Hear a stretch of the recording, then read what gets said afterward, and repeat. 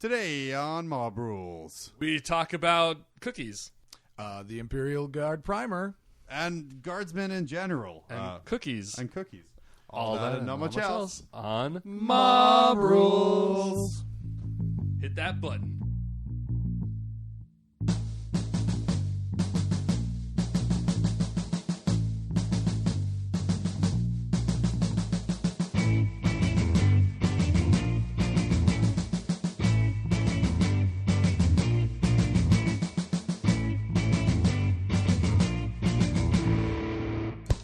No touchies. It's fine. Hi. Hi, everyone. Welcome to Mob Rules. John here. No longer sick, but very tired. So my voice is still sounding, that ill-sexy way of doing things. Ill-sexy. Ill-sexy. Like a Beck album. Yeah. Oh, man, I think that was. My voice is all kinds of Where's overlay. like Beck and Beastie Boys get together? I don't know. Ill-sexy? No? Maybe? Would they not do that? I mean, that's a reach even for me to understand that. Yeah. joke. Really? Yeah. Brass Monkey Come would have on. been better, I think, but I don't know how you worked it in. Brass sickness. Okay. Is Yeah. Anyway, we're joined today, as always, by... that- Dave. Yeah, hi, Dave. How are Hey, you? how's it going? Yeah. See ya again. Welcome I'm Dave here back. again. I'm always here in spirit. so- Yeah. exactly. Thanks for doing that. Yeah, I appreciate it. 2 episodes of me and Ted talking, just me and Ted. We're like, well, Yeah. let's pull someone else in here. I So we think don't have to do all the research. Our numbers were down by like 1,000 now. Like when Phil left. Like, holy Yeah, crap. Popularity. We didn't even put that in like the title or anything. Yeah, People just we're- knew. They're like, I feel no presence of Phil. So now we're down to 3 listeners. Yeah. So, like... That's okay. I still have 4 devices downloaded, so you have 7 listeners. Sweet. Yeah. All about that fake happiness. Mm-hmm. We're coming out of a very long week for some of us. Yeah. But let's start. Dave, you're new. Yeah. What have you been up to? What you been up to? Oh, man. We haven't seen you in like a year. Yeah. It's been good stuff, man. Yeah? I have the last time I was here, we were doing our battle, our Tale of Gamers, which Yeah. was fantastic. Gamer's Tale? Yeah, super good. Yeah. Yeah, it was a With the long Gamer's Tale? time ago, and you cheated to win, so it's fine. Negro, please. It's No, not cheating if you're not caught, or if you change the results. Yeah.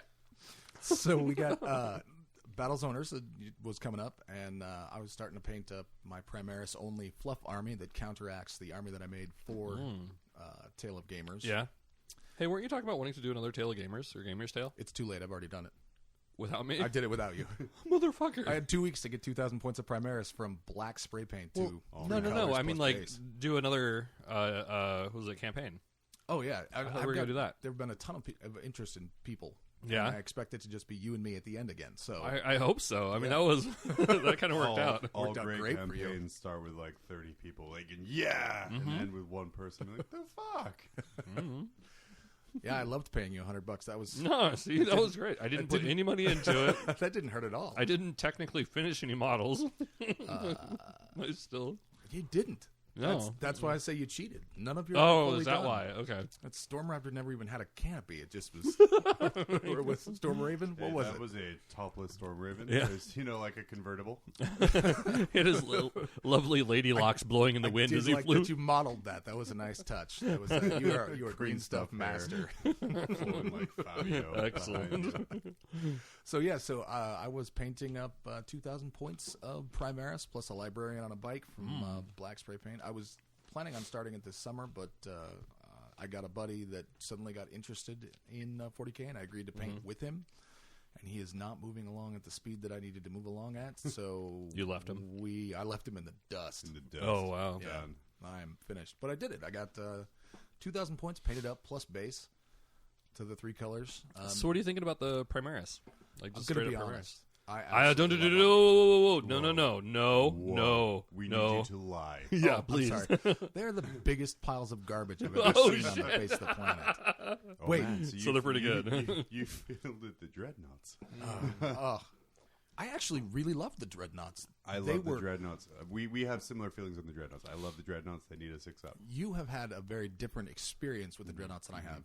The only time my dreadnoughts were actually blown up was against the champion winner in the first round.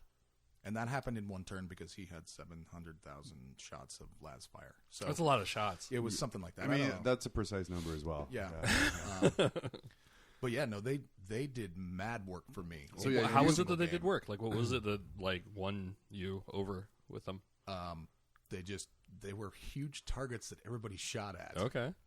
Leaving behind the repulsors, which were just mobile weapons platforms. Okay. So the nice thing about the list Dave did put in is people tend to worry way more about the 2 ginormous dreadnoughts kind of stomping towards them rather than pay attention to the real things they should be shooting, which is the repulsors, which are their mobile fire platforms. It was Unless you're Rob, in which fantastic. case you just blow up the dreadnoughts. It killed it. He got all everything. 4 in the same round, which was round 1. So You had it 4 worked out. dreadnoughts? No, No. the 2 repulsors and 2 okay. dreadnoughts. He got all 4 in the first round, and I went, "Well, that Snap. was fun." And then you just owned him with bolters. No, I hid. Oh, I gotcha. Heroically hid behind the ruins. 8th edition, first floor, you can't see through, can't shoot through. So guess what I was doing? Everybody get underneath this fancy little bunker. Yeah. And, we'll play this out. Oh, was that 5 turns? Okay, good. We got minimal points. Yeah, Did we I get got 8 a points? point. No, I pulled 0 points. Oh, sad panda. Yeah. But yeah, so seriously though, I mean, because you did run like 99% purely Primaris at a GT against 36 other players. So how did you find kind of Primaris on their own as an army? Because like when I've done them, I like them kind of just splashing them here and there into a Marine list, but you went kind of whole hog. I'm serious. I had a great time playing them. There was not a time where I regretted not having X That time sounds of like the movement. lead up to like, I really like your personality, but kind of No. a thing. So I ran a regular. Okay. The only non-Primaris Space Marine was in the entire army was 1 librarian on a bike. Okay. Everything else was Primaris. Did he blow up your dreadnoughts for you? Nope.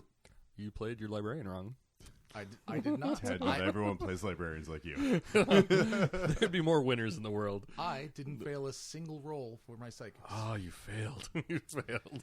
I remembered to use him in every turn. So did I. I did not. He blew up my. He did almost Never next to mind. nothing for me, other than just to ride around with the dreadnoughts at full speed. Yeah. But Good for you. yeah, no, the Primaris for me worked out great. Things I kind of wish that I had a little more of was running a little bit more Hellblasters, although they failed me terribly in the final game of the tournament, which, Hellblasters hit on 3s, standing next to the captain. They reroll 1s. Okay. So I got 6 of them. Overcharge, Sweet, bro. shoot at a ton of stuff, and rolled 4 2s and 2 1s. Oh, wow. Followed it up, re-rolling the 1s into 2s, and then said, well, this was a fun game. I'm going to go ahead and fail on my armor saves after that. Oh, wow. And we're going to walk away and go have coffee, because that's what we do when you're gentlemen. Okay. But yeah, no, I really enjoyed running the Primaris only. Most people didn't have any clue what the hell they were facing. It wasn't the standard meta goodness of conscripts mixed with malefic dingoes, or whatever they're called. Lords, I believe. But, Dingoes are the Australian version. well, which one? Which is the one that eats the babies? Malefic lords eat literally everything on the table. So then there you go. Babies can't spite spam. But I had great games with everybody I played. I had great opponents. My favorite game was the one that I won, then tied, then lost, then tied again. No, okay, so as I saw a couple of those games happen. Like people were like, "Oh, by the way, what?" so there was it was at the Battlezone Ursa event I ran, and myself and Nate were the kind of the judges for the 40K GT, and we got called over the table, and we're like, okay, what was the score? We added up and we walk away, and then I get called back. I'm like, oh wait, how do you figure this out? I'm like, points for whoever holds the table quarter, because I was thinking last edition, like an asshole. So we're like, oh, okay, it's a draw. Okay.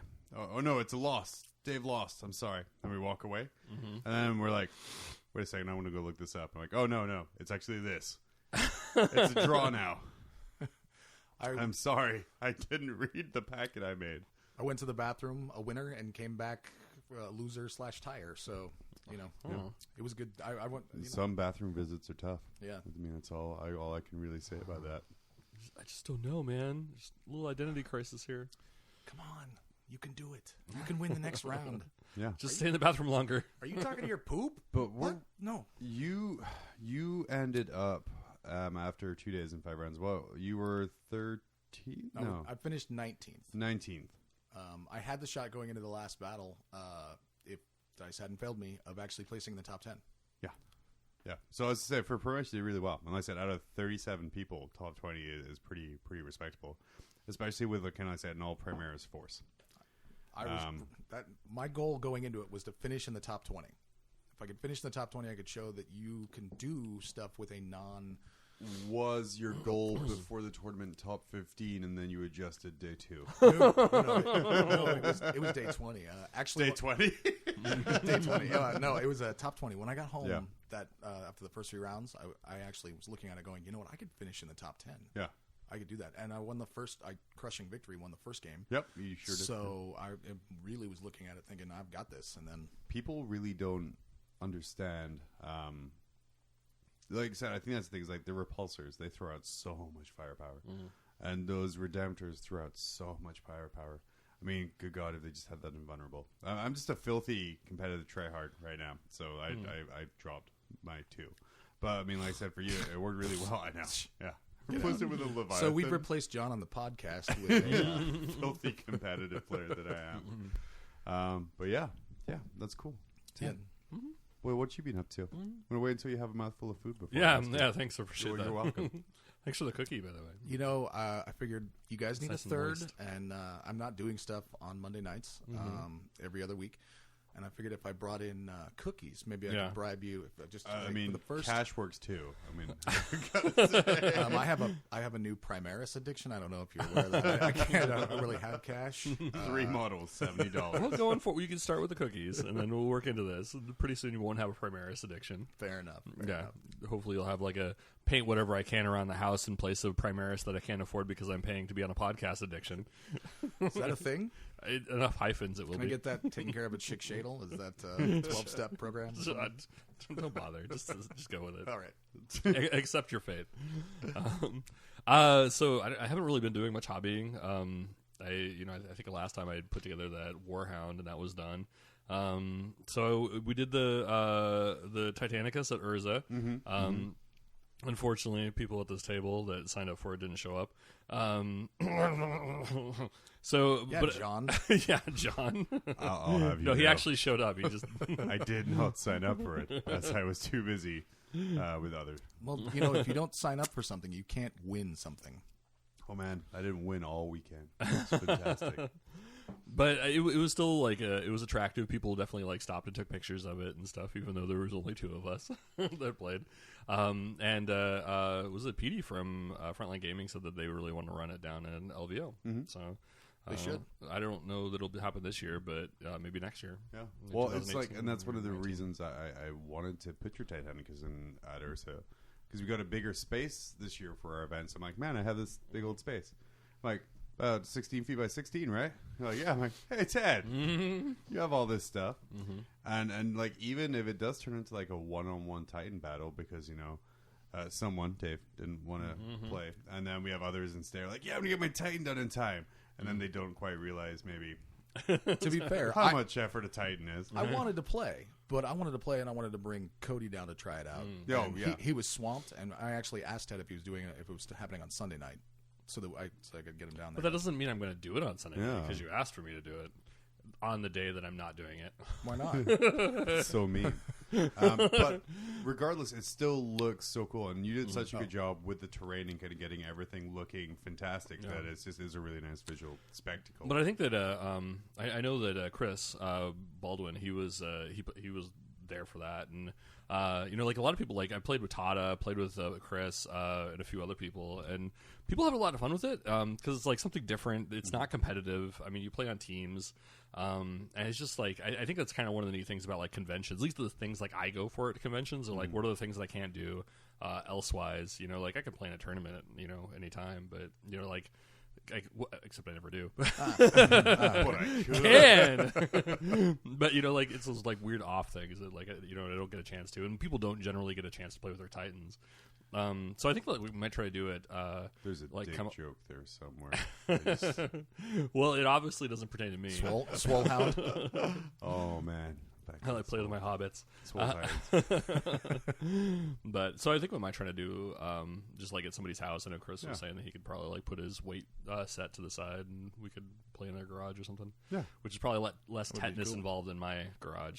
So. Just now. That's part of the charm of your garage, though. You think so? If you don't have to have at least 3 shots before going somewhere, what's the point of going? Yeah. Wear steel shank boots. That's what Garage Hammer is all about, though. Yeah. So we'll get it on. We'll get it on. Awesome. Yeah. And meeting PD was pretty cool. Yeah. He was a super nice we guy. We had Pablo from Frontline Gaming kind of come up for our convention, play in our 40K tournament, kind of check out our scene up here, which is super cool.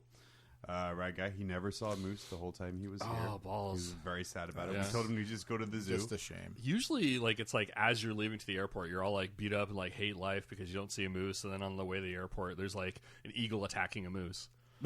It's happened. That's a very specific image. Yeah, it happened.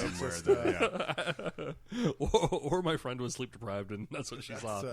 Oh my God! There's an eagle attacking that. Yeah. Is it a homeless person riding the eagle? It's a trifecta of Alaska. Perfect. Oh man, I can't even remember. I was having an argument with someone, and they were like, "I wish eagles would come and take them away." And I'm like, "Eagles don't work like that. They need guidance." I'm like, "Lord of the Rings." I'm like, "Gandalf guided the goddamn eagles. No sentient creatures like that." And then, Lord of the Rings rage is where I'm at right now. Thanks, sir. Well, I'm coming out of a 40-hour weekend, running kind of our big gaming convention up here. With me and a couple others kind of put it together this year, got it going. We had like 8 or 9 separate events over 2 days and a wonderful convention space. I thought that was in the right direction. It was really good. It was really nice. It was kind of, we took a step back and so, because like last year was the first year and I kind of came on board super late on that. And this year we kind of took a step back in some areas. We kind of took a step forward in some others. Our 40K attendance, I think because of 8th edition, was really good. Like I originally had planned for 30 and we ended up with like 37. 38, but one person dropped on the day. Oh, so okay. It was super satisfying, very fun to do. I recorded 4 games really well. One of them recorded really badly, so that first round won't go. Okay. First round won't go, but there's 4 really good quality games before. How did the porn tape go? The porn tape? Yeah. Oh, so good. Was it? After the fact, I was like, that angle probably isn't showing you a whole lot of money. Oh, you would think that, though. But no. So, yeah, it was... All it was ball sack. It was super good. All you're seeing is butt crack. You're not even seeing ball sack. It was super good. We saw, like I said, a lot of good players. I think the thing I liked about it the most is, like, we looked, like, last year's tournament we ran, and it was, like, every other table was, like, Riptide Wing, Riptide Wing, Riptide Wing. There's more diversity in this Riptide Wing. This one, there was so much diversity. There was only 2 almost identical army lists out of 37. What was the identical army list? Magnus and Pink Horror, or Brimstone Horrors and Maleficent Lords and things like that. But everything else was super different. Like I didn't see a lot of copying.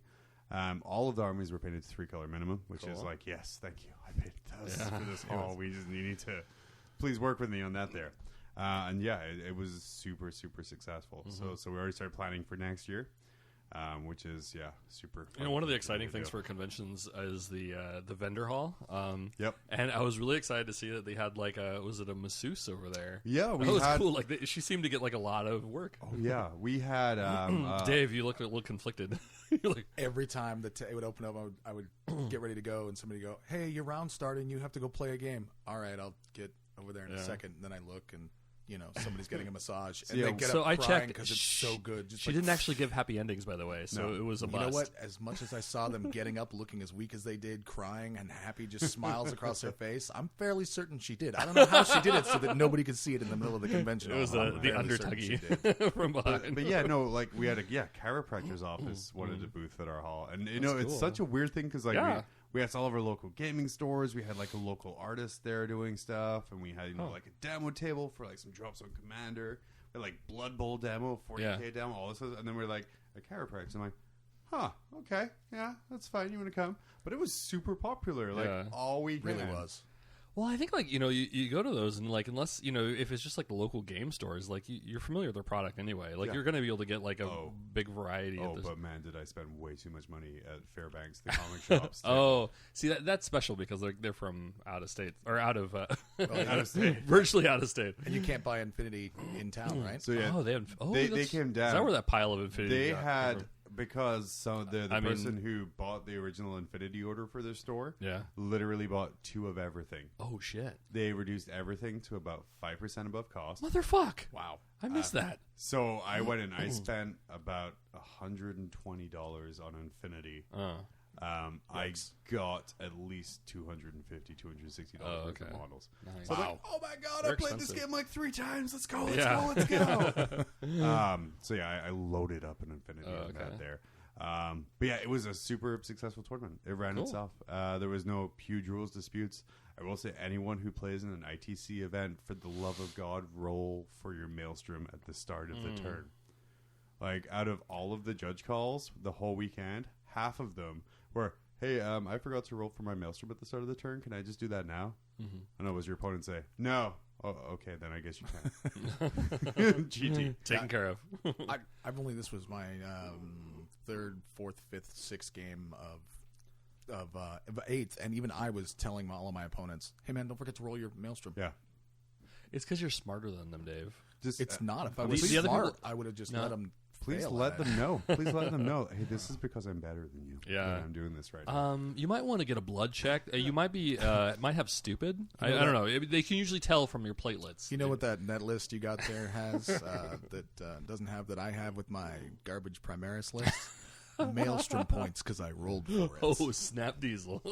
And I think the best thing about the 40K tournament is the last game, the championship game, was decided by the very last dice roll. Oh, wow. This is super I tight. love games like that. Yeah, that's dope. And something I've really noticed about 8th edition is like, okay, so that game was on stream, that game was recorded. So I'm sitting there and I'm keeping an eye on the stream at the same time. I'm like, oh, that dude's screwed. He's got like no models left. What the hell? And then I'm like, oh, actually, no, it's super close because of this and this. So like, if you were to just kind of walk up and take a look at a table of 8th edition, it can look like, oh man, you have like 3 models left. Oh yeah, but I won. Yep. How? How? So like, it's not immediately obvious. When I played Malachi. Yeah, Malachi. He was playing Imperial Guard. I played a Sunday morning. If you looked at the table, you wouldn't have thought that I was beating him 19-0. Oh shit. Literally, you would not. Yeah. It was a slugfest from just start off to of finish. It objectives? was a fantastic game. Yeah, it's what it boiled down to was I crapped out some intercessors and contested his main Is objective. that how you do intercessors? Yeah, you crap just them out. crap them out. Okay. You shove them up your ass at the start of the day. Okay. Jump up in the table. Yeah. Drop trowel. Yep. And by game, Do you lube up ahead of time or just... no. Oh, They just wow. shoot right out of the back of your repulsor. Remember that drop pod video that GW released Yeah. before 8th where they just Oh, threw it down the table? Like that, but with intercessor. oh my gosh, who needs templates? I was going to say, like one of our most our most popular prizes was our Seal of Approval award, where they got a trophy for last place. Oh. So the last place person got this little Seal Was of that Approval Brian? trophy. That was Brian. Oh, Yeah. okay, cool. That was literally, we had all like, that was the last game to report. And it literally changed the last place, the person, because the person who was in the last place all tournament won his last game and got out of last place, the second to last. Oh, wow. Now, what we did this year, because, I'm a little fruity, fluffy player as well sometimes, is when we did our prize ceremony, right? Okay. The first prize we announced was the Seal of Approval. So we're like, this person was in last place. And they got, the way we did prize support this year is like, when we called you up for your placing, you picked any prize you wanted from the table. Okay. So the last place person Oh, shit. got to pick the prize That's first. cool. So all the players were like, what? And I'm like, this person has paid $45 to come here for 2 days and has had their ass handed to them every okay. single game. And they are still front row right here. Cool. To Cheering. celebrate everyone else and cheering and having a great attitude about it. And I was like, I want to celebrate that. Yeah, that's I think that seems like a nice answer to sportsmanship. Like it seems like with the decrease of sportsmanship points in a lot of games, like just by rewarding the people that stick it through, like that's really cool. I feel like sportsmanship is up in 8th than it was in 7th by a lot. Well, I mean, What sportsmanship awards? yeah, because No, usually just they in used to, general. So I didn't have a single game that I Okay. played this weekend, even against Rob's ridiculous list that I did not want to play first round. That was a garbage game. We had a good time in every single game that I played, even the one that came down to a tie. Both he and I were just cool. Whatever the result is, we don't care. We're just here to play and have fun. I think more what Ted's referring to is kind of back in the day. We're all old folks at this table here. Yeah. When they would have like sportsmanship scores for the game, and you would like score people and put prices based on that. And then the new crowd, these damn kids, they don't believe in sportsmanship or painting. I lost to you, so I'm taking away you were a bad opponent. Yeah. So that kind of stuff there. But it was, and I have to say, like, also Brian had driven in from Soldotna, which is like a 6-hour drive or something like that. 4 and hours, driving through, I think it was lightning and thunder at one which point, is metal as fuck. Yeah, and then like not only that, like he showed up and he didn't have a place to stay, so he was literally going to sleep in his truck until I was like, "Yo, dog, I got a couch." Oh, he loves it. He said, "Your place." Oh, dude, that's so awesome. Yeah, Dude, you should have sent him my way. Why? I have a couch. Yeah, but were you going to rape him? I mean, you guys. Somebody should have. You can't argue about which one is going to. Hold on. No, I wasn't going to rape him. Well, then why would I send him to your house? Oh man, that's a great because stage whisper. You know that I have the 2 guest bedrooms. Who cares? Because I have the guest, and I was going there. You don't want them could've to be just too ridden with me. comfortable. Yeah. They'll start peeing in your rooms. then they'll never leave. You think that I don't? I mean, I was in a painting frenzy. One of the guest bedrooms is also / hobby room with the airbrush. I never left. I just ran a hose right onto Mr. it. Eden, what's with the floor drain? Shut up and enjoy the floor drape, Brian. So the other thing kind of coming out of that as well was that we decided that at one of our local stores we're going to start running like I'm calling like a beginner's cup or something like that, which is going to be like a monthly 3-round tournament. It's going to be like 1,500 points, ITC rules. It won't be reported to ITC, but if you have placed in the top 4 of a tournament at that store, you are not allowed to enter this beginner tournament. Because we have like a lot of new players coming in. They kind of go, yeah, I want to play. And then they show up in tournament day. Oh, and it's like, here's 1 million conscripts and a bunch of robots, and I roll 3 and you're dead. Yeah. Oh, cool list, man. Yeah. Oh, and you're dead. So try to kind of I don't know, that's kind of fun. give people the skills they need to kind of go up against that list and kind of give that little like a beginner area. And wow, It's a really good idea. Come with a blank check also. Yeah. Buy your way into buy your way in. But yeah, so we were just gonna police it really well. So like if it gets to a point where there's like one guy who wins a couple months in a row, be like, yeah, you graduated out of the beginner area. But I don't want to go say, well, you can't come back because, keeping it fun. Like Mama Bear chasing the cub into the tree. You can only kill boars for so long before you have to move on, okay? But really just kind of like working on educating the next generation of players and kind of getting their skill level up, getting them comfortable with the game.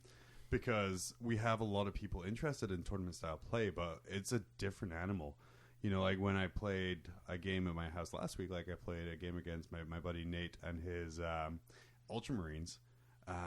We had like a really chill, relaxed game. It took like a little longer. We're laughing and having fun and everything, but you can't kind of do that in those settings. It's no. Like setting up, I guess, expectations, lower points value, a little bit more time, and kind of helping people learn the rules and kind of the way the game goes.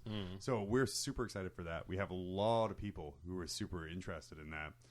Again, just trying to cultivate a good environment that's not just come get your face beat for 6 months and then you'll learn to be good.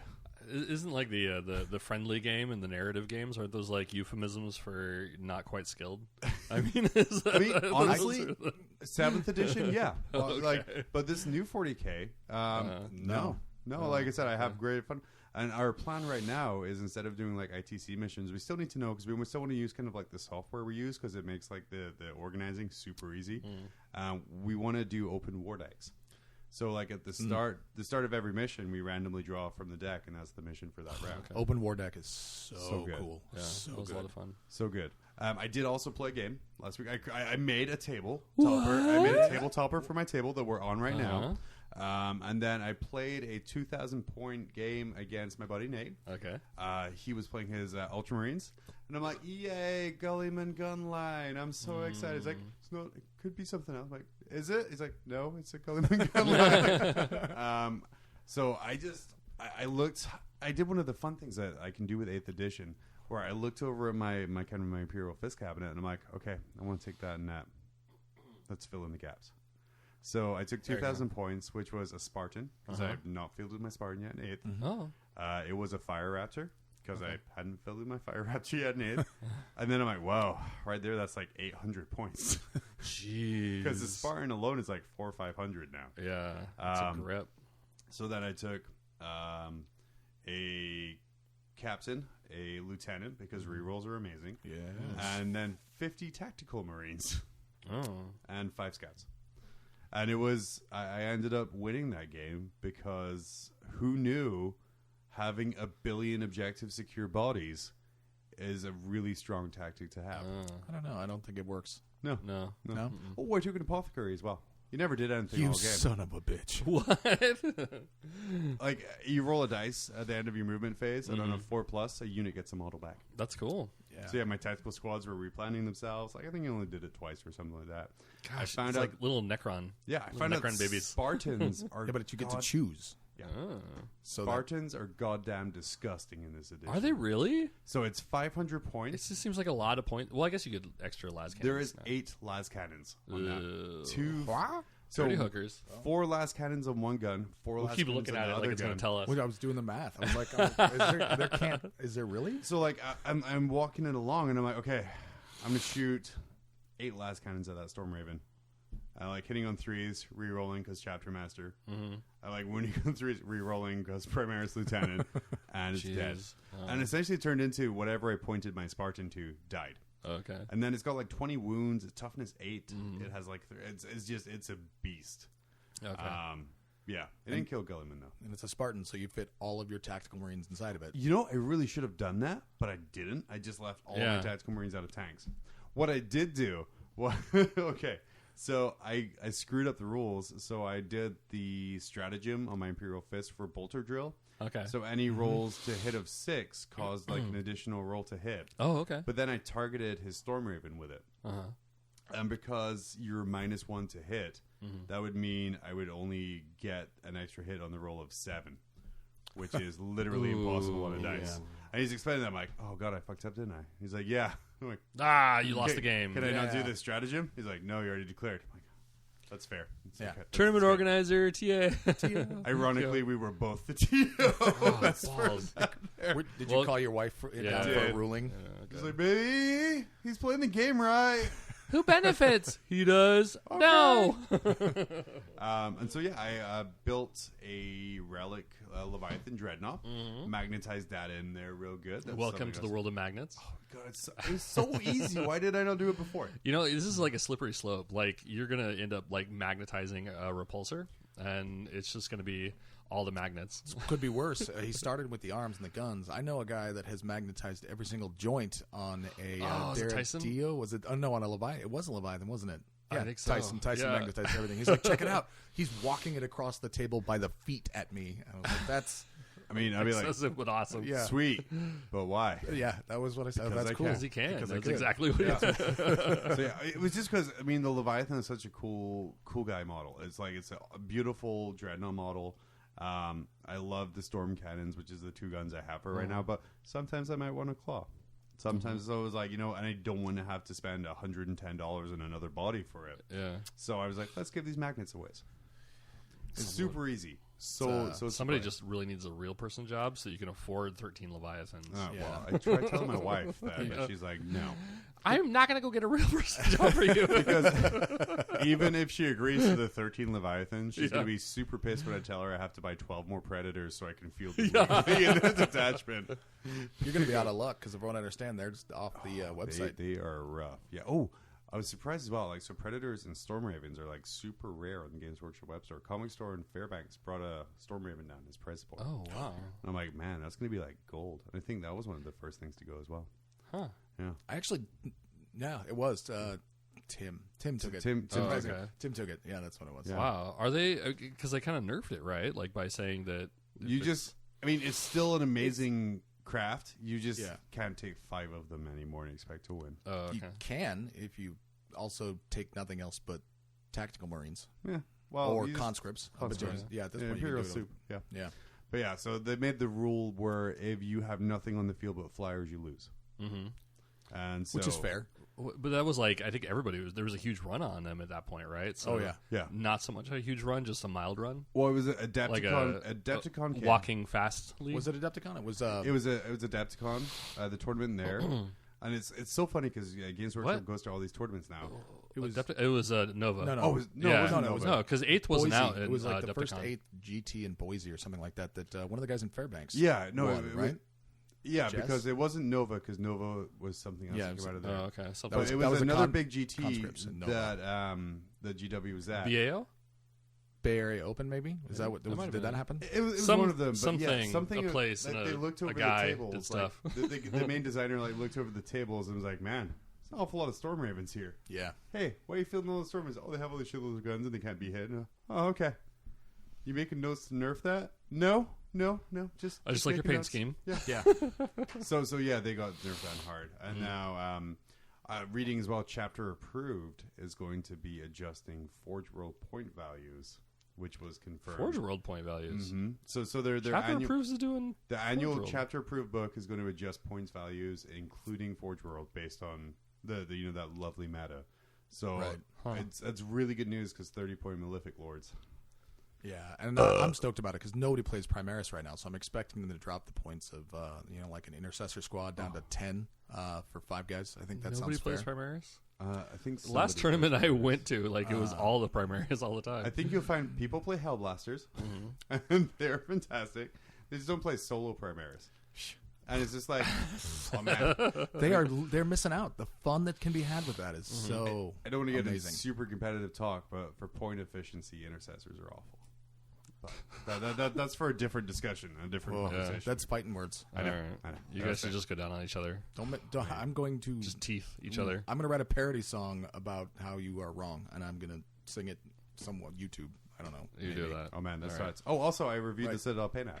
Oh, That was good. the last thing I did. Oh, good. Did that Yay. little 10-minute video today, just playing around with it. That's great. I kind of grandiose ideas. I was like, oh yeah, and I'm going to put a camera down and show me kind of using it to paint and stuff Uh-huh. like that. And then I had like a 40-hour weekend, and I woke up this morning. I'm like, I'm just going to show the features and benefits of the app.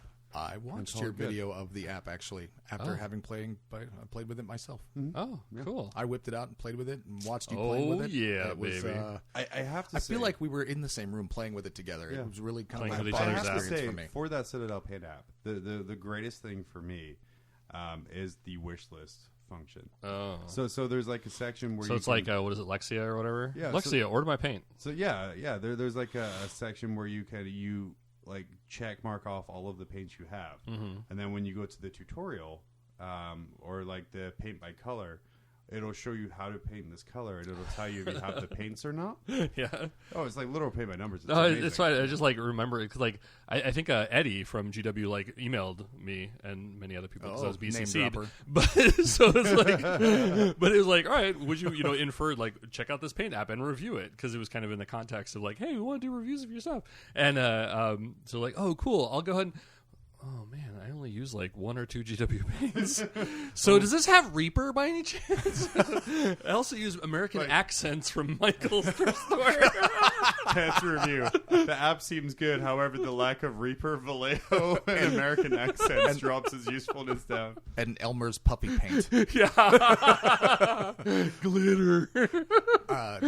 The paint app is fantastic. I think that the fact that they're doing a giveaway for downloading it, awesome. Yeah. That is a huge Please kid. give me free paints for reviewing it. Did I tell you though? Can I Ted? also have free paints for talking it up? I mean, No, those are my paints. Did I tell you that they have the feature where they take the camera on your phone that is so awesome. What? and you can scan a color and it will tell you what color. No that is. way. That's serious. Now, I downloaded the app and haven't even opened it. now, I'm going to see how I Eddie- can paint your plate. Eddie, he has played with that app several times and he is fluent in describing the pros and cons. of Eddie the has? thing. No, I'm saying you. Oh, have. I mean, yeah, He's right. like, yeah, right. yeah, I play with it all the time. But no, so it doesn't work so well in low light or kind of poor light, obviously. Get a better camera scrub. Shoot, girl. But- Now worked brought great to you for by me. iPhone 8. So I, The X. when I was doing the video, on the video today, I scanned the instruction manual from my Leviathan Dreadnought, and it came up telling me how to paint parchment.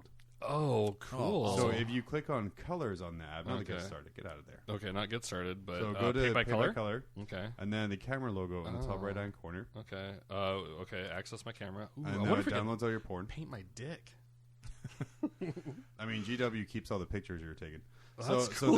then, I'm trying to look at the Johnsons. so then you press on the screen on the color you want to Okay. copy, and then on the color you want to copy, and then at the bottom say match color, and it'll bring up kind of what it Drab is there. brown, dirty black. Okay, is this the light? It's not. Yeah, your it's the light. So when you're turquoise doing like plate. daylight or stuff like that, then it's worked really well for me. Maybe I just have scrub camera eaten over here seems to be doing it pretty well. We're all scanning the dicks now. I can't remember how to. So I'm gonna have Nurgle's rot for Ted. Here's the thing that I found. I took a picture of my X-Acto knife, which has a red circle handle / black handle. Sure. It actually gave me the how to paint black fire dragons like Legion of the Damned kind of color scheme and how to paint it. And I went, well, that is really cool. So like I said in the review, it's a work in progress. It's a great initial launch. I think they're going to keep on adding to it. But I really, really enjoy playing around with that this morning. So check that out on YouTube. I'm having a hard time scanning my underwear. So Oh man, it's the light. You can put your pants back on. We're gonna take a break while Ted puts his pants back on, and we're gonna come back, and we are gonna talk. Oh, and then Dave just found out how to paint my plate. Oh, Yeah. Wonderful. And we'll be right back to talk about stuff that isn't Ted's underpants. Fear consumed my every waking moment. It wasn't rational, but there it was, ruining my life.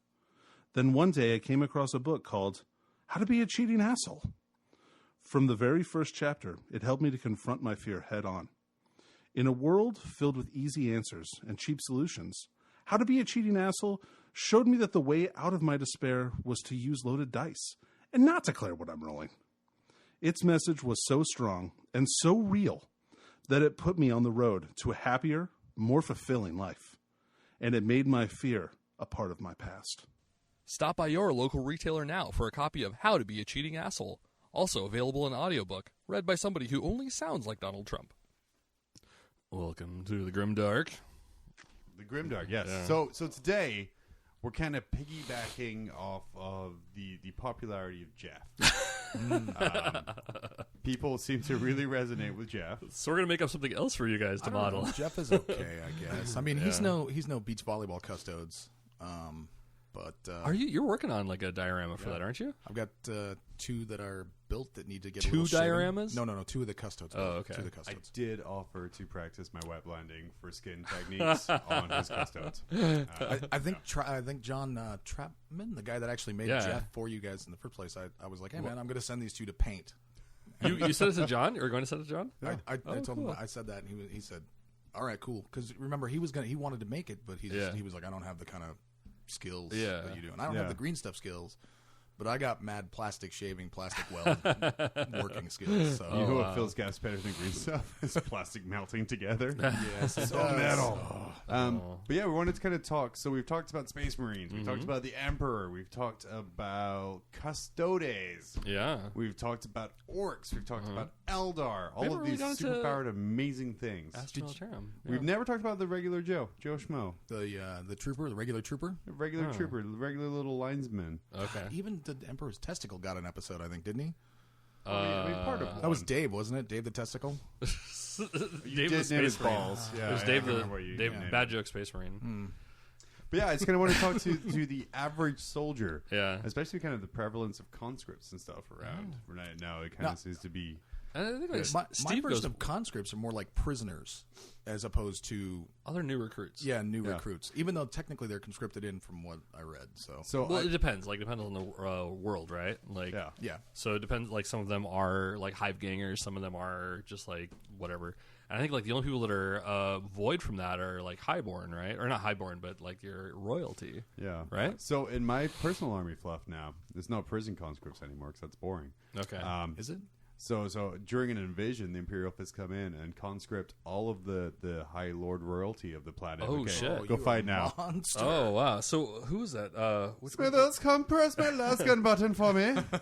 Which one were the royalty? It was sort of the P, right? It was like those. Princeps is crew. Yeah. Princeling. I'll have to look it up. I can't. God, I can't remember. They have like they have like the funny fur hats, and they have like the super Pheasants. techie arbacuses. Oh, the abacuses? They have the abacuses. Oh, Finoble. The P is silent. Yes. Oh no! the Imperial Noble.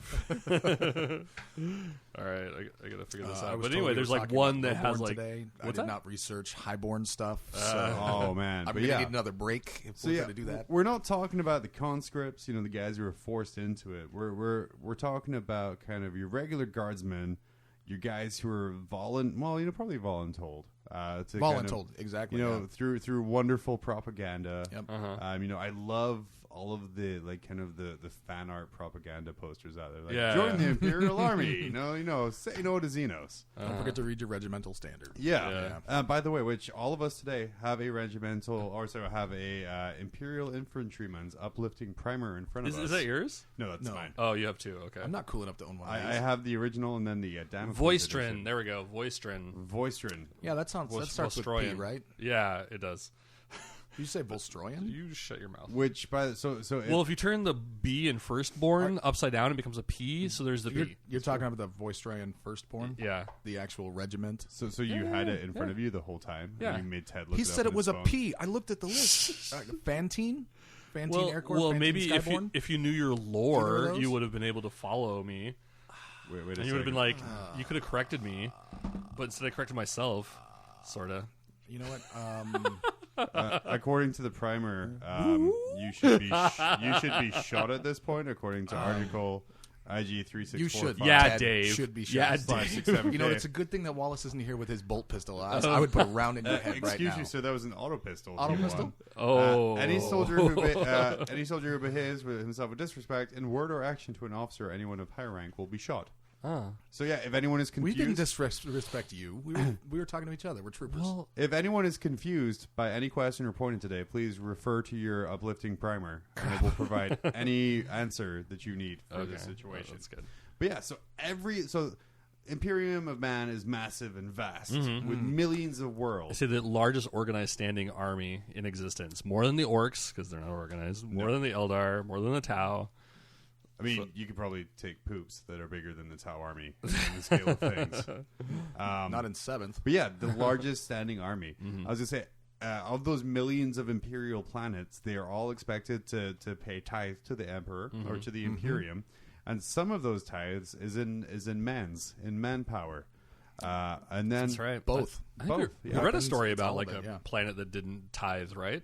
Didn't we? Or was that maybe a fluff story? I think it was a fluff story or something Okay. like little we read about. Yeah, someone didn't Yeah. tithe, so they now they do tithe. Oh no, they didn't tithe. That was in our assassin episode. When the assassins are there to make sure that people do their tithes, because when the governor didn't, they sent the assassin. What was that? to kill What him. was that story about the shapeshifter? Wasn't that it? Where the shapeshifter, like, they went to this planet, and then like the royalty were like, "We're just not going to tithe," and like the shapeshifter kept like trying to convince them to. What story was that? It was Dibs. I think the little. Remember that one? No. Dib? No, you I'm lost now. The only shapeshifter story I can remember was fighting that Gene Stealer cult. So Well, no, there was like I think it was like it was a chaos shapeshifter, changeling or whatever. That was like, I think it went into the royalty and was trying to convince them like, oh, don't tithe, fuck your sister, do all these things, yeah, then take over. And anyway, whatever, it's lost. So they have to tithe, which is the whole point. tithing Tithe. gets you munitions, tanks, vehicles, Yeah. people, all sorts of good stuff. And that was actually set up by the emperor himself before he was killed. You mean Not before killed. he transitioned to a different form? Because he is quite alive and well on top of the golden He throne. is transitioned to porta potty. Yes. I don't believe you. Heretic. You literally. Oh wait! I have something. for There that. has to be a And shoe the Dave. primer. Let's see here. Yeah. Is it the Town Mercenaries Crude page? Because I turned to that.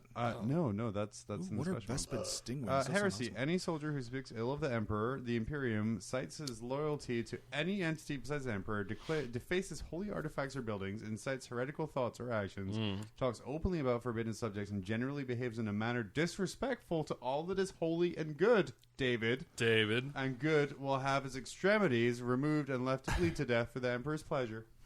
The body will then be burned to ensure no taint remains. But I'm sure they burn more than just the taint. Article 6741-098. I got a lot of taint to burn. We're just going to focus right there on the Parnium. See, now through all the research that I did today, and by literally today, I mean that because we were busy doing all that stuff. Yeah, That's great. awful. That's why we asked you to be on the show. So, I one mean, of the things accepted that I you. actually learned, I read all sorts of stuff. One of the things is a lot of the Imperial Guard don't actually believe he's alive. They still worship him and trust him, but they don't believe that he's alive on the throne. Really? From what I read, and I logged into a lot of stuff, but I sat down and read a short story called Cite your sources. Cite my sources. Cite your sources. That sounds like an awful short story in the 41st millennium, where it's just a remembrancer being like, "Cite your sources, sir." So I read a short story by a guy, Mitchell. You really have to cite your sources. I'm sorting it. I'm citing it. I'm actually, after talking to Dave about this earlier, I'm going to go read this. This too. book, Oh, I'm yeah. going to tell you people right now. Read it. Did you Find just it, bring the read it. cover? That's all I brought because I could not remember the author. You could have wrote it down. Yeah, but I needed something to write all of my notes from the book on the back on. Also, he needed to cite his sources. I needed to cite my sources. The cover doesn't do it. I need the ISBN. So this story is literally about a regular guard from the time that he is conscripted by the planetary government from the planet that he's on to where he goes and how long the average expectancy of a brand new recruit entering battle for the first time is. Okay. So 15 hours is the actual figured out total by the Department Minnesortum of how long a new recruit will live on a planet. Anybody that lives longer than that, great. They beat the average. Oh, wow. That's actually all they need a brand new guardsman to do is live 15 hours in order to win a war every time a new guardsman enters the battle. Holy shit. Oh, my gosh. The Imperium is a brutal place. I wonder what the orcs tally is. I mean, 15 lots. Yeah. Ted, if you remember back to second edition where they had the orc counting, it was 1, 2, 3 lots. Yeah. Lots Yeah. 1, lots 2, lots 3. So they have to live lots of hours in order to win a battle. So this particular guy gets dropped in on accident to the wrong spot on the wrong planet after they get formed, and he's one of like 4 survivors. He doesn't ever meet the rest of his 200 people in his company that gets dropped down. The lander's shot down by the orcs that have besieged this planet, this city.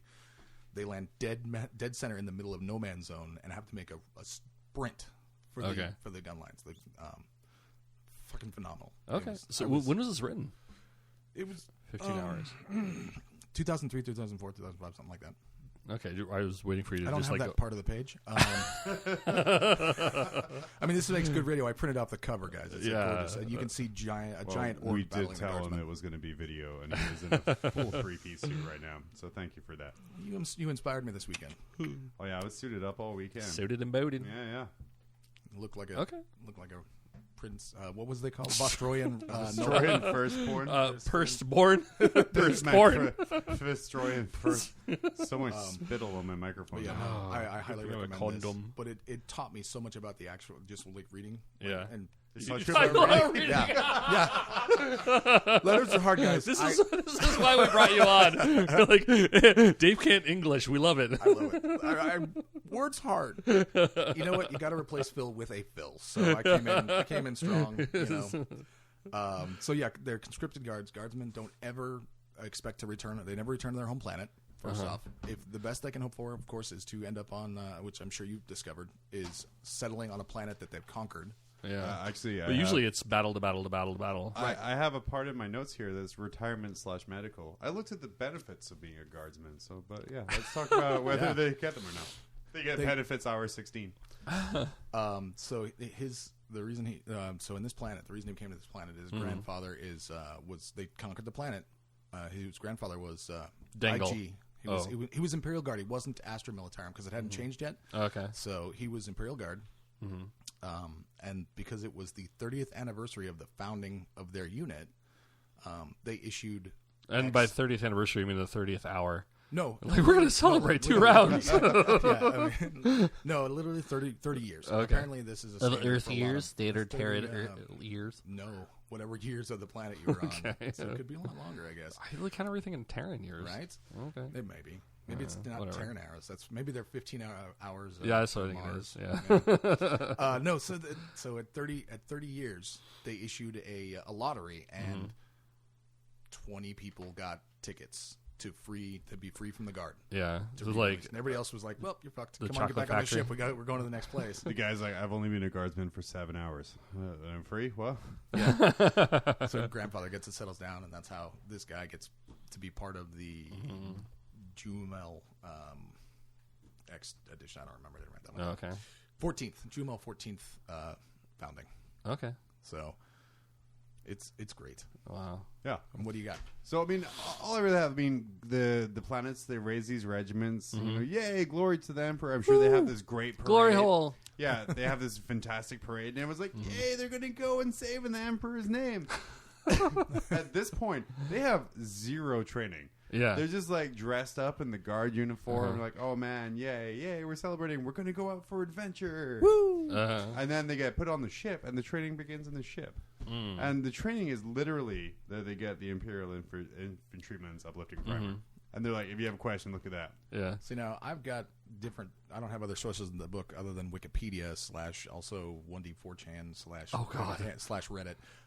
But they do have some basic training down there, depending on what sort of pre-military they had on the planet. Because usually the pre-military, the planetary defense force gets drafted into it. And then they just make it And once again, like this all depends on like what kind of like where you come from. Like for the Cadian, your entire life is training. Yeah, no, you're. Like, well, I mean, too soon. Cadia is. oh, sorry. Oh.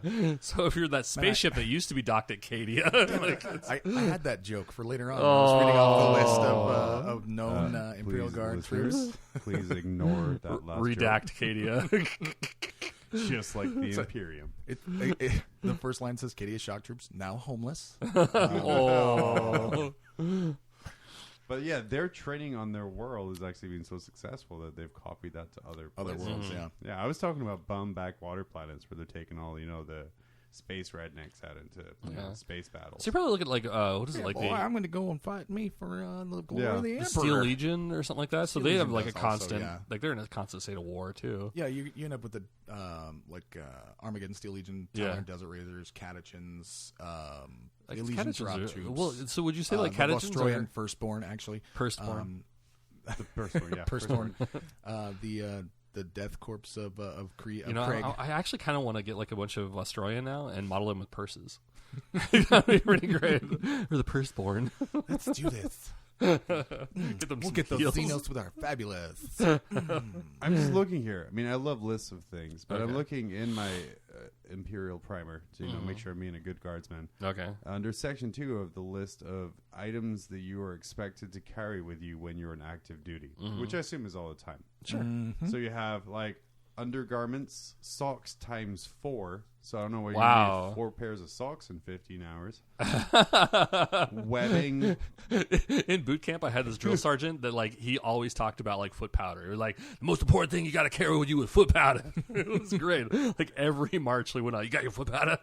Like Jesus Christ. You're expected to carry a lasgun and a auto pistol with like 9 clips of ammo for both. A lasgun maintenance kit. An entrenching tool, a hand axe, a multi-purpose tool, a lamp pack, blessed lotions, acid alkalis, medicinal tonics, tablets, and internal cleansers for enema administration. Like it literally says in the book for enema. Oh wow. Sandbags times 4. Oh my gosh. For enemas? Yeah, sand enemas. It's the newest raid. God. Newest Like, raid. Recap in the mouth, sand in the butt. That's how you keep yourself clean. Cut down on the hot sauce. You won't need as many sandbag enemas. But also a toothbrush and tooth powder. Oh, So that's I'm glad good. that dental hygiene is so important in the 41st millennium. And the lotions. And the lotion. I like Lubriderm. You gotta have soft skin because that way, as long as you're lubed up and soft, bad guys can't grab There's you. literally and like you squirt 2 right out. pages of things here that you're expected to carry with you at all times Yeah. as a guardsman. Okay. Spare lasgun barrel engraved with icon of true shot. Okay. Spare lasgun stock engraved with icon of faith, which I think is hilarious because like, gentlemen, attach your faith stocks. It's time for really good shooting. That means we've all been modeling our guardsmen wrong. They should be carrying like 37,000-pound rucksacks with them everywhere they go. Yeah. Well, not only that, but like we got to engrave each one of the barrels, and each one of the stocks. Yeah. We're doing Well, it wrong. only if they're attaching their spare active faith one. Oh, okay. Yeah. That's So could go to it. I'm gonna, you know what? I'm not gonna play in tournaments against conscript armies anymore unless they have the faith Yeah. barrels on. I'm just gonna assume that they don't. Oh, me, wait, I'm a wait, narrative whoa. player. Ooh, So yeah. the faith barrel, is that a faith stock and a true shot barrel? Nope. Take them off the table. It's not WYSIWYG. Yeah. But yeah, so yeah.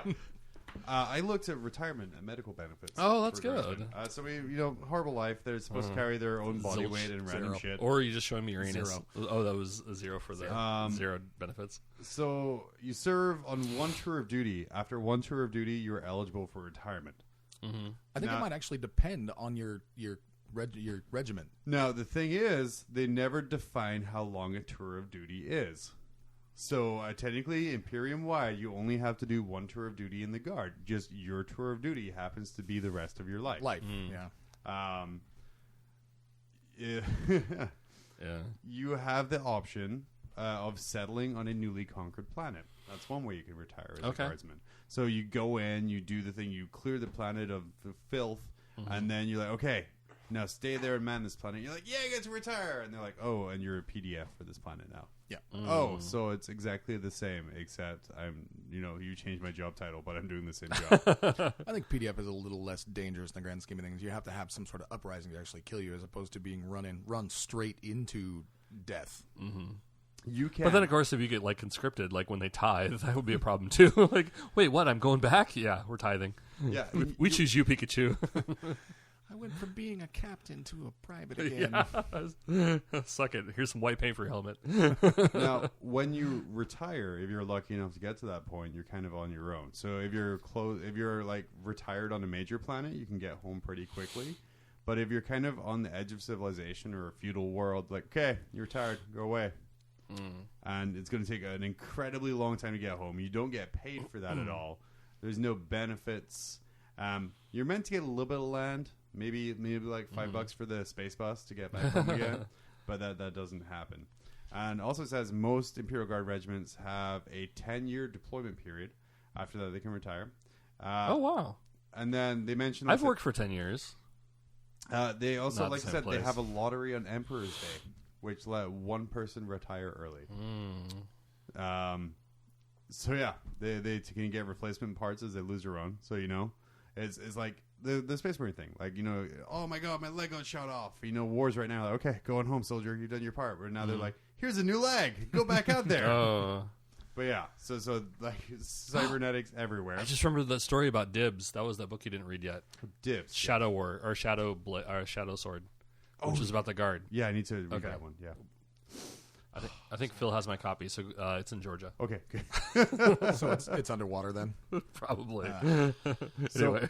and then it comes to the fact is, then it gets to the point where, like at a lot of our workplaces, if you prove to be indispensable, you can't retire. You're good. We need you where you are. If you are a terrible performer, then they're not going to fire you. They're not going to let you retire. They're going to be like, Operation Human Shield, you're up. And onwards they go. They'll fire you, but it's with a bullet through the brain pan. So, as an example, because if you could take a crappy soldier and make morale boost for everybody else around you, you're good stuff. But yeah, so that's kind of your retirement benefits from the Guard. So 10 years. That's not bad. Which, when your average lifespan is 15 hours, it seems pretty unattainable. That's pretty good. You don't get any retirement benefits. You get bus fare home and a patch of land on the shitty planet you're on right now. So they don't ever have to pay bus fare because they don't ever actually let anybody retire at 10 years. Because if you keep, how long do campaigns go on? For the Ever. like Ever. In the far future, there's only war. So looking at some of the campaigns and stuff that like the major wars, like Armageddon 1, Armageddon 2, That was only a and few Armageddon years. 3. Was it only a few years? I thought. Man, I Wasn't it? love Bruce Willis in Armageddon 2. He was great in Armageddon 2. Yeah. When Liv Tyler came back to life in Armageddon 3, I cried. What about when Christ. Ben Affleck took his claw from him and put it on his wrist? That was my favorite man. part. That's Did beautiful. they really made 3 of those movies? Yeah. What? Yeah. So No, the they first didn't. one. They Okay, didn't- good. They didn't really. Yeah, the it's a third joke. one actually had Samuel L. Jackson in it, and He was the comet. Holy crap. I'm gonna blow up your planet, motherfucker. Yeah. But yeah, so like I said, it's not you're not retiring. Yeah. Something I learned researching this, Okay. just to cut you off. I'm Yeah, sorry, yeah. Chad, I'll let you.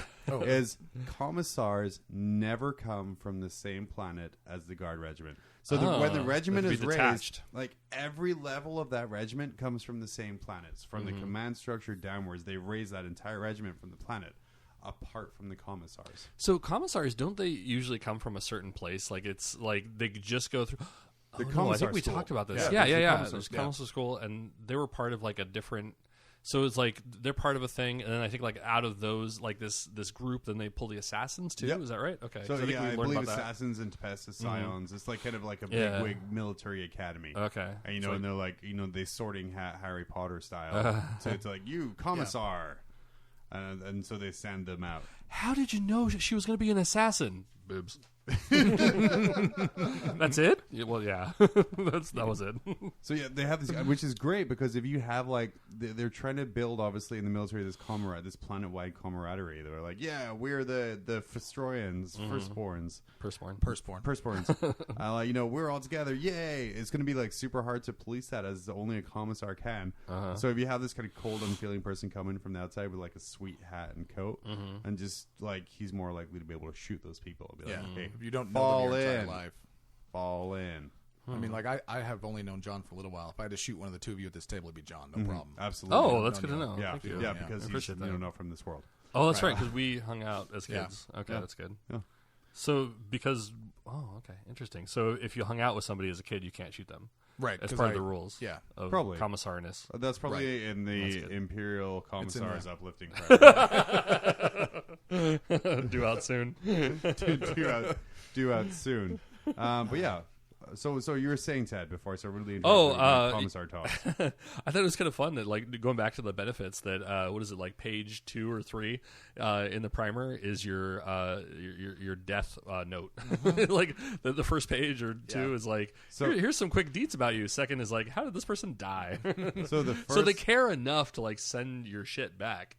You're like, so the first page is a foreword by your Lord General Milton Huxlow, which starts with, "You are a soldier in the Imperial Guard. You stand with 1 billion others in the greatest army that has ever existed, bathed by the brilliant light of the Golden Throne, with a chance of immortality that is the gift of a glorious death." glory hole. And then page 3, death notice for the attention of the battalion administration.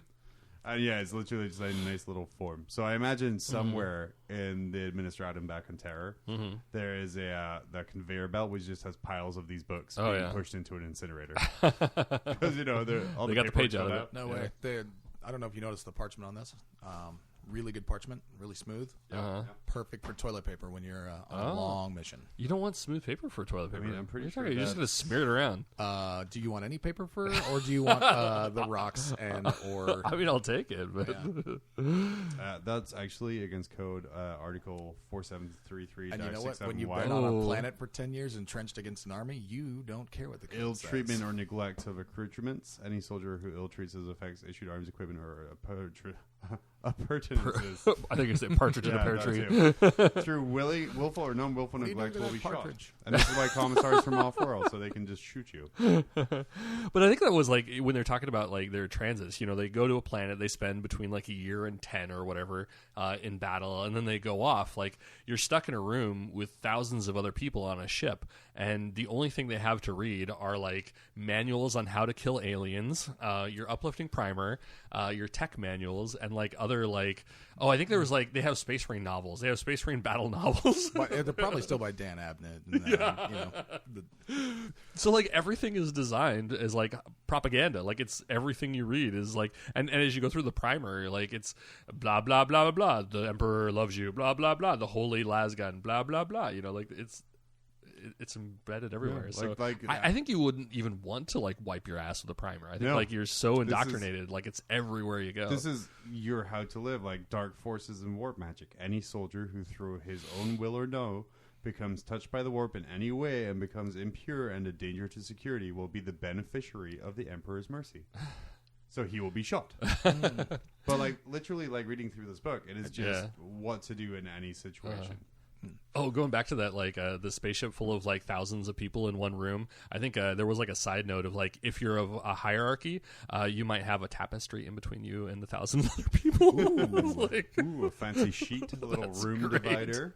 I think the interesting thing that I learned throughout my research on the many pages when I was supposed to be working today was that it literally they adjust the lighting cycles for the planet you're going to. On the ship, in the hold that you're in, they adjust the lighting cycle so you can get used to the day and night cycles. Oh, cool. So if you're going to a planet that has a 30-hour light, 30-hour dark, you're going to get that in the hold, and you're going to have to, so you can adjust to it.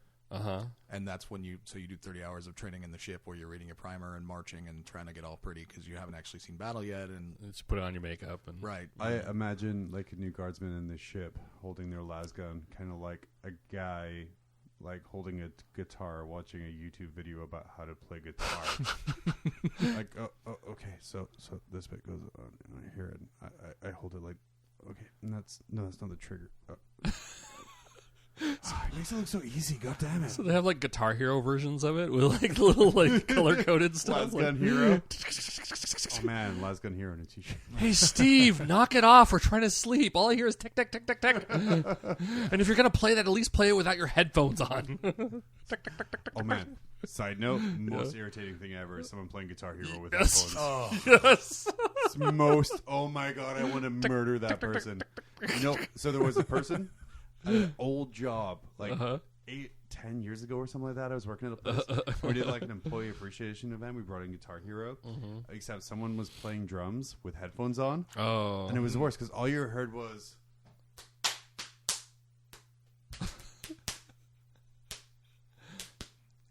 And it was, oh my god, just let me hear the song. The whole point of these games, I don't hear if I hear like when you screw up. It's way better than plastic clicking. Oh, god damn. Seriously. Irritates the hell out of me.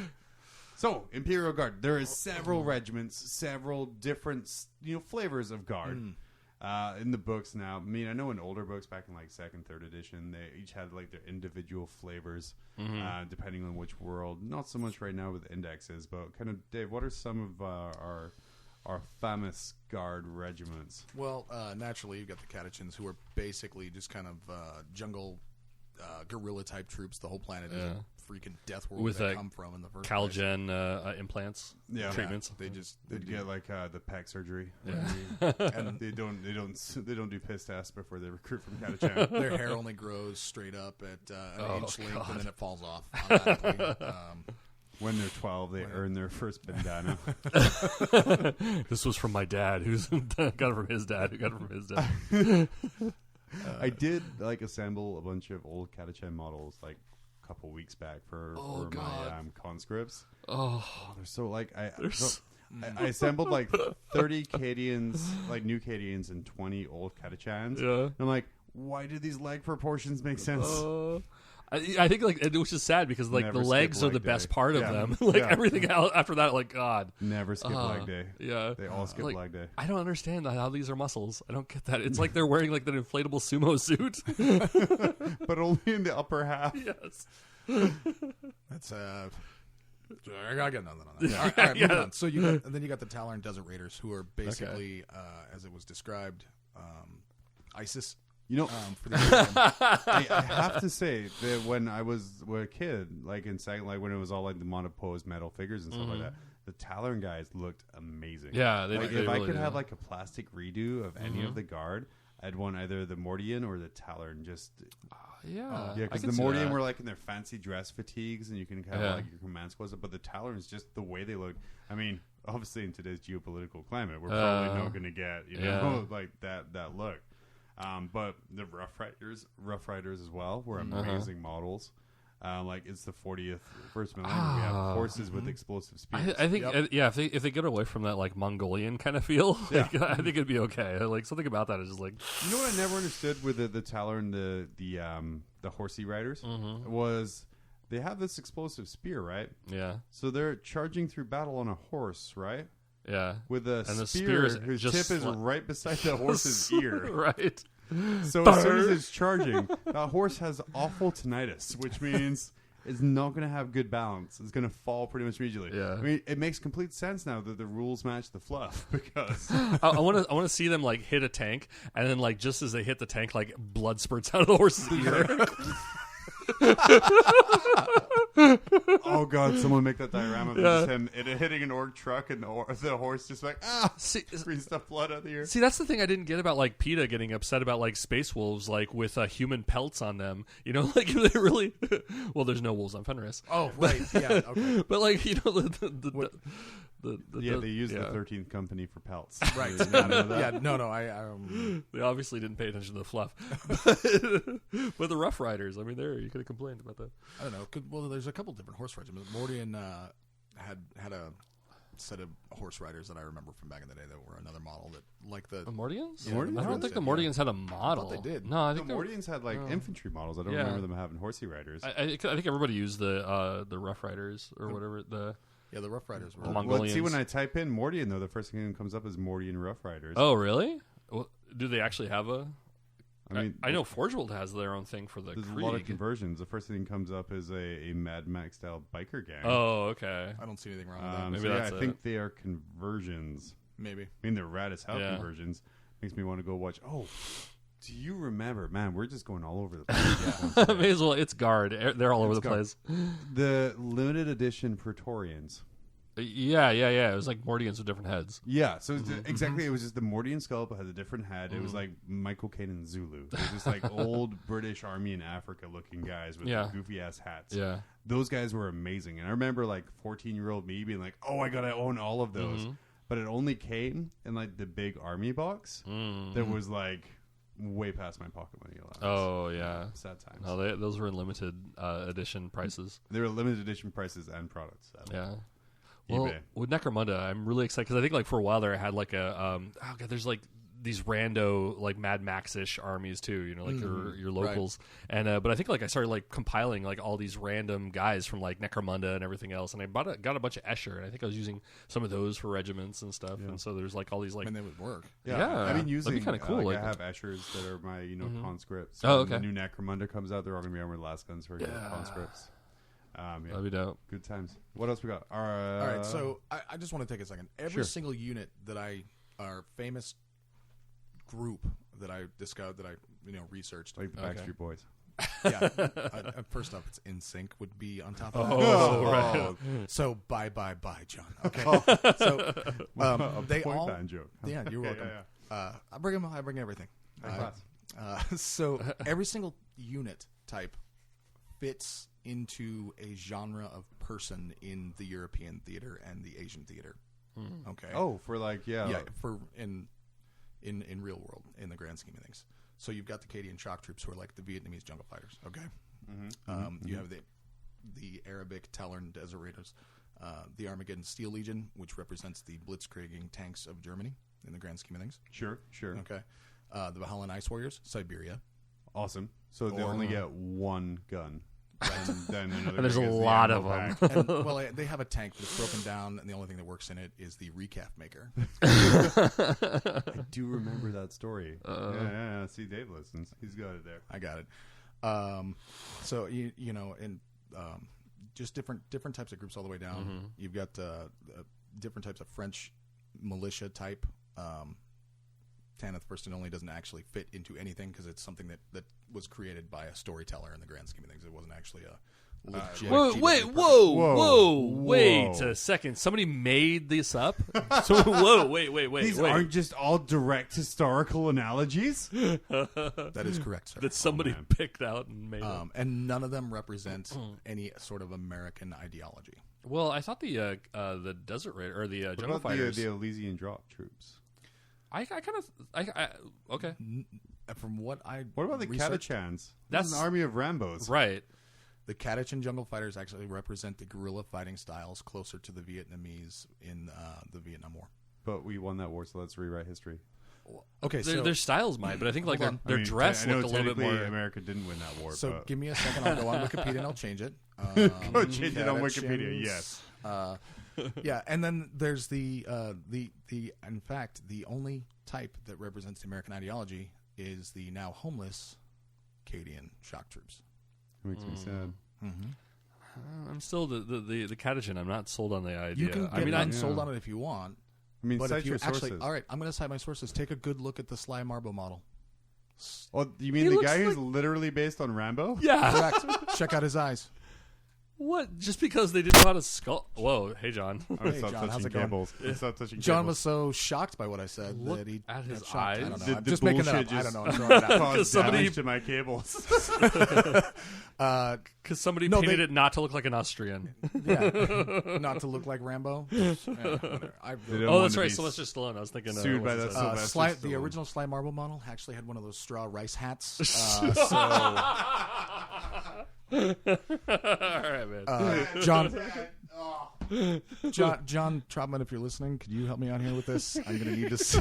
I'll send you a Sly Marbo. You give me a rice straw hat. We'll call it good. Please do not make racist stereotype models.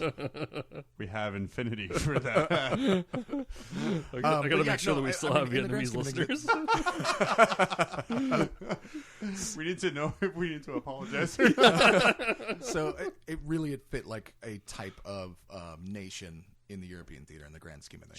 Sure. And I really liked that they did that. Yeah.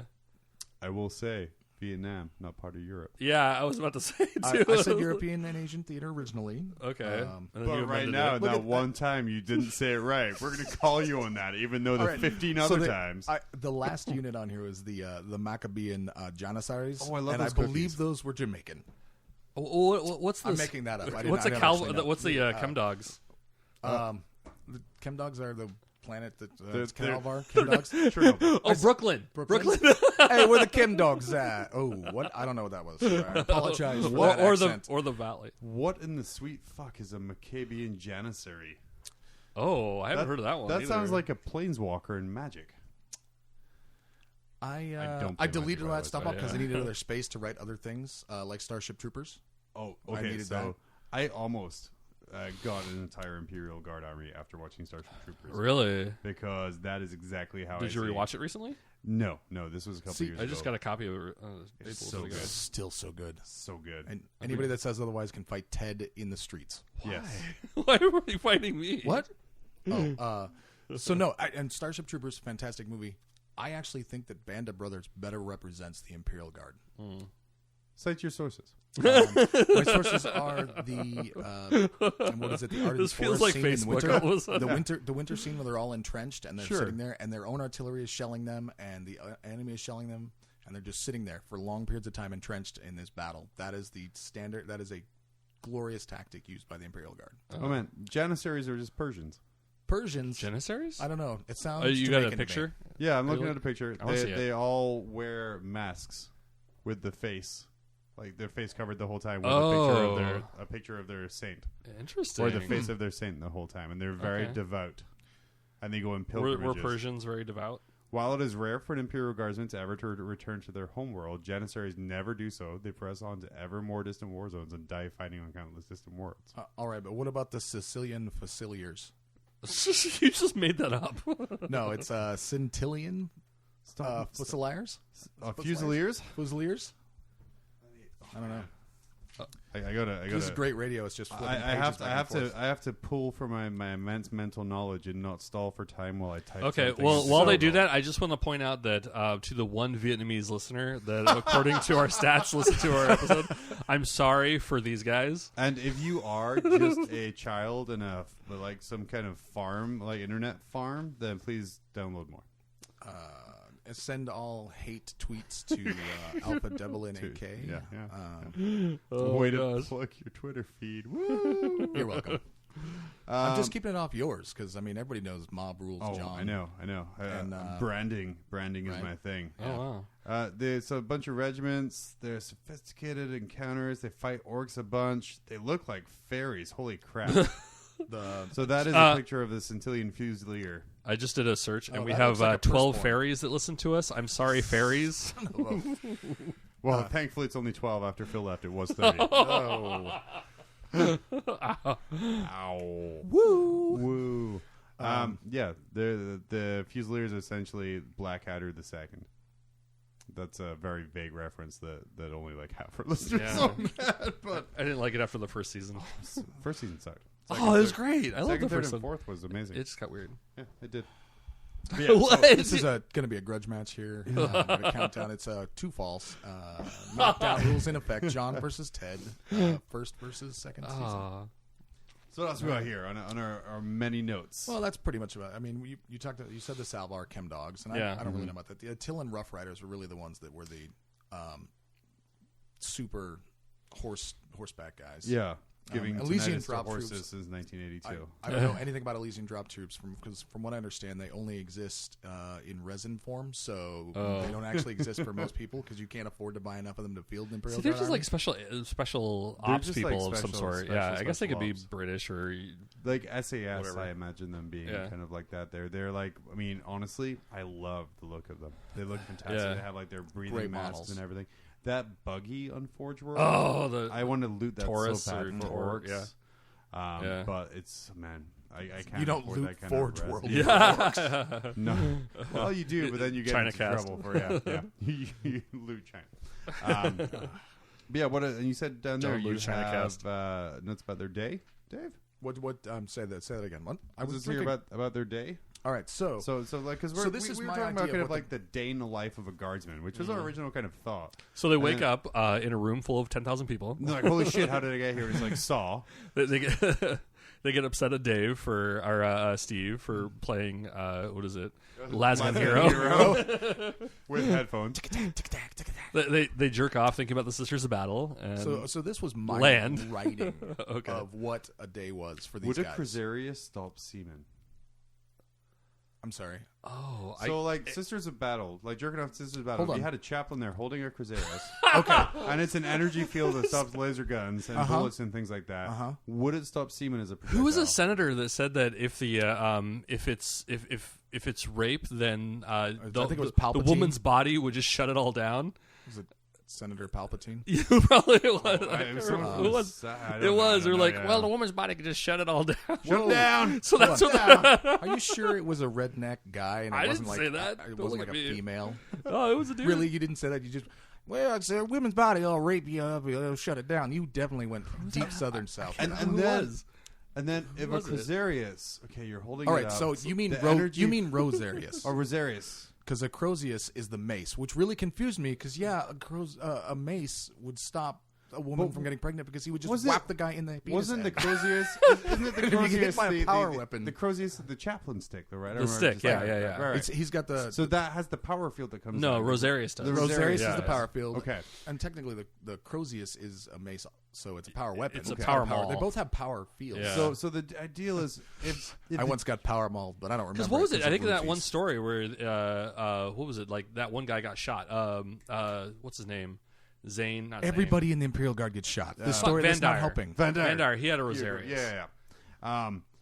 So and apparently it had a 1+ save. when the jizz hits the field, Yeah. does it like burn up or does it like really disgustingly slide down? All right, so I think if it's consensual, it goes through. The chaplain's like, I shall allow this. On my face here, right here. Cosplay is not consent. So they've woken up. This should be a They're bumper excited sticker. about dreams of sisters. all right, Yeah. day one, wake up, Day one. Okay. morning prayers. Yeah. Okay. Actually, and if you look in your uplifting primer, there is a section with morning. You're not going to prayers. get through this at all, Dave. Morning prayers. Well, we're the good. trainee guardsmen here. Yeah. So there's the pink Imperial. Soldier, you will read your morning prayers. The litany of the weapon, the litany of faith. To be recited every morning. O immortal emperor, have mercy upon us miserable unworthies that we are. O master of the galaxy, protect your flock from the alien. O keeper of the light, guide our darkened path with your radiance. We are your warriors, and we are servants to thee. We stand free from blindness of heart, free from hypocrisy, vainglory, and deceits, but captive to a hatred, malice, and anger, to the filth, the alien, the heretic, by thy agony and bloody sweat, by thy golden throne and thy death, by Thy death. by thy destruction and reemergence as the god of Just man. like to point out, the primer says the emperor is dead. It says he reemerges as the god of man. Keep and strengthen us, we who fight for thee. Wow. So they say that every day. Yeah, they don't. What? They do when They're Wayne's Worlding it. We're not worthy. We're not worthy. So when you're in the boot camp and you're learning all this stuff and you're a brand new recruit, I imagine you're saying it every day. You're totally stoked. You believe in it 100%. When you've been on a planet for 10 years repelling and have seen everybody start with 2,000 people and you're down to 100 of your original unit and then a couple hundred of the reinforcements in the grand scheme of things, you're sitting in your foxhole. You don't give a crap about that. Oh, no, I actually think like the other way around. I think like I've heard that like they are more devout because like that's all you have to live on. It's kind of like that idea that like I mean those without any power over their situations are become more they buy into more superstition, and so that would actually be like I think a impetus to buy this shit. I would say like either, you have nothing else. You're like, fuck, I'm going to die. Fuck, I'm going to die. Oh, Emperor protect. Each world has different things. Yeah. You know, so Nurgle's number is what, 7? 6? 7? I wouldn't 7, know. 7. How would you know? I don't. That's why I'm asking. Okay. What'd you say, Ted? But it's 7. So Nurgle, you know, certain numbers hold power for different people. There's so on some planets the number 4 is the lucky number. Okay. So if you have 4 in your group of your fire team, you don't want that 5th person.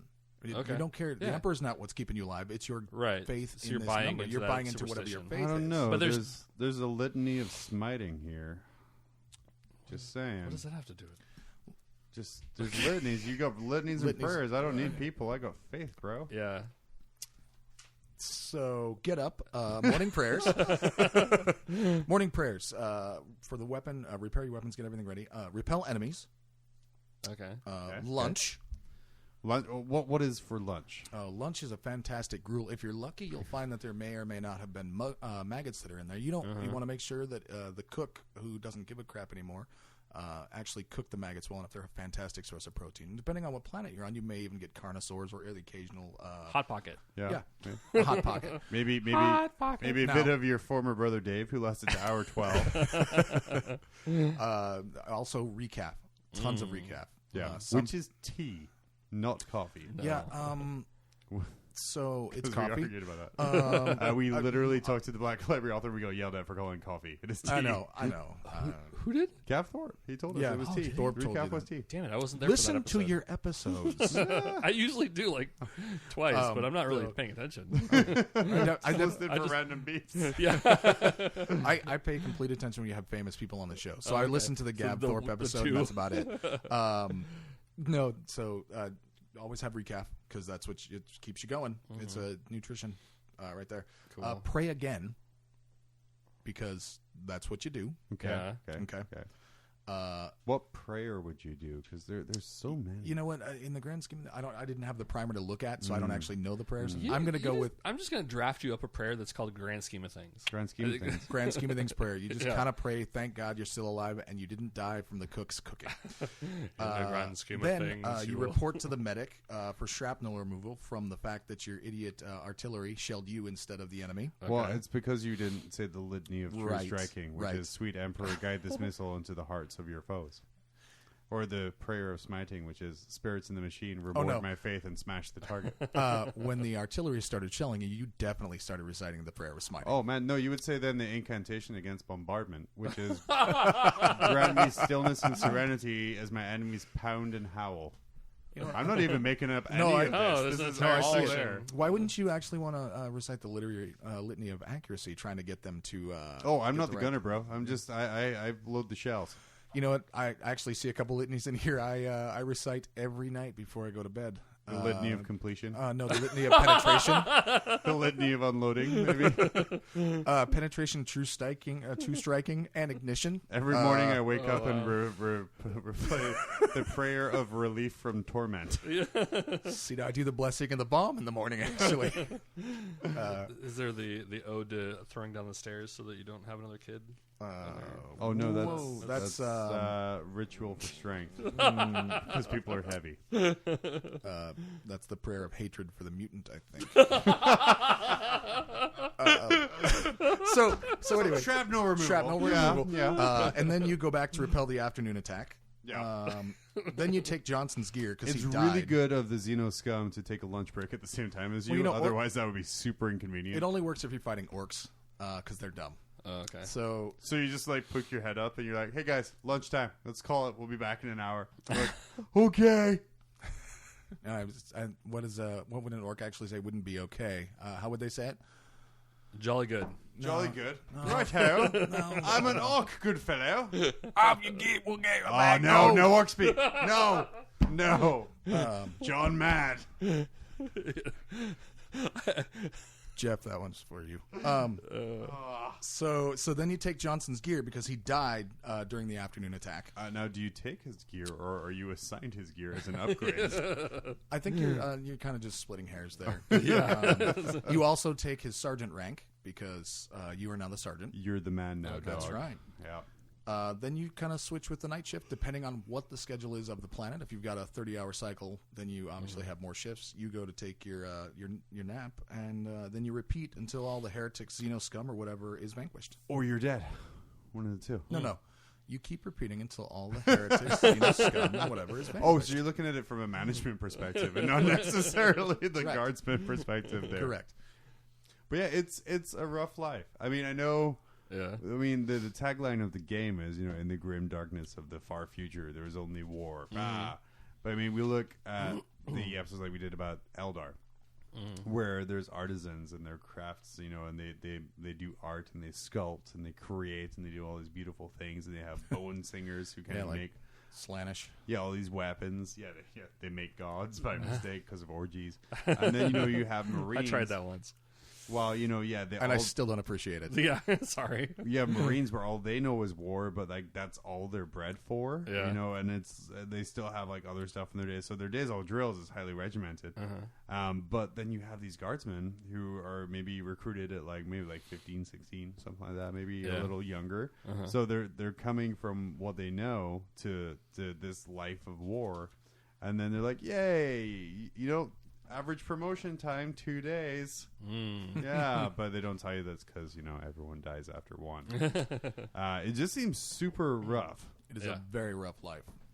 But I think they talked about how the idea of death, they really imbue it in your mind to where it's not it's totally normalized. It's not a thing that you're afraid of. It's just something. It's you're gonna die. You're probably gonna die here, and that's cool. It's that's better fine. to die in You're service of the cool. Emperor than it is to not. Yeah. I'm sure you saw all the prayers and whatnot. It's really, really beaten into every single brand new recruit that the Emperor faith protects no matter what. It is serious how brutal that is just pushed upon you. I love going through the Xenos section. I think where they're just everything is they're so weak. The orcs have large muscles. However, they're not very dense like a human's. As a matter of fact, they're weaker than a human. You can easily defeat them with your lasgun to an eye. And I think they were talking about those are the gene stealers, slow and dumb. They can't hold a weapon. It's a gene stealer. They can't hold a weapon because they have no grasping hands. So hand-to-hand combat should be very easy for you. The Eldar will run the moment they see you. They're easy to shoot in the back. So I think my favorite one, I've done nothing but quote from this book, but I think, it's not available anymore, but if you can find the Imperial Infantryman's Primer on eBay, it's very expensive, but is it? So good. But for Aspect Warriors. So for Aspect Warriors, they are the elite, if such a word could be used, for these pitiful aliens. Fighting force of the Eldar army. Each type will have a specifically adapted weaponry and armor to best aid him in their particular field of combat. Striking scorpions are close combat, howling banshees are shock troops, and fire dragons are tasked with hunting out tanks. Do not let the emotive names these troop types carry intimidate you. These warriors have developed their techniques to allow them to excel at one specific battlefield role. This means that they have a dozen other weaknesses for you to exploit. And I'm like, weaknesses or not, the fire dragons have a bunch of mountain guns. Yeah. But I love all the propaganda here.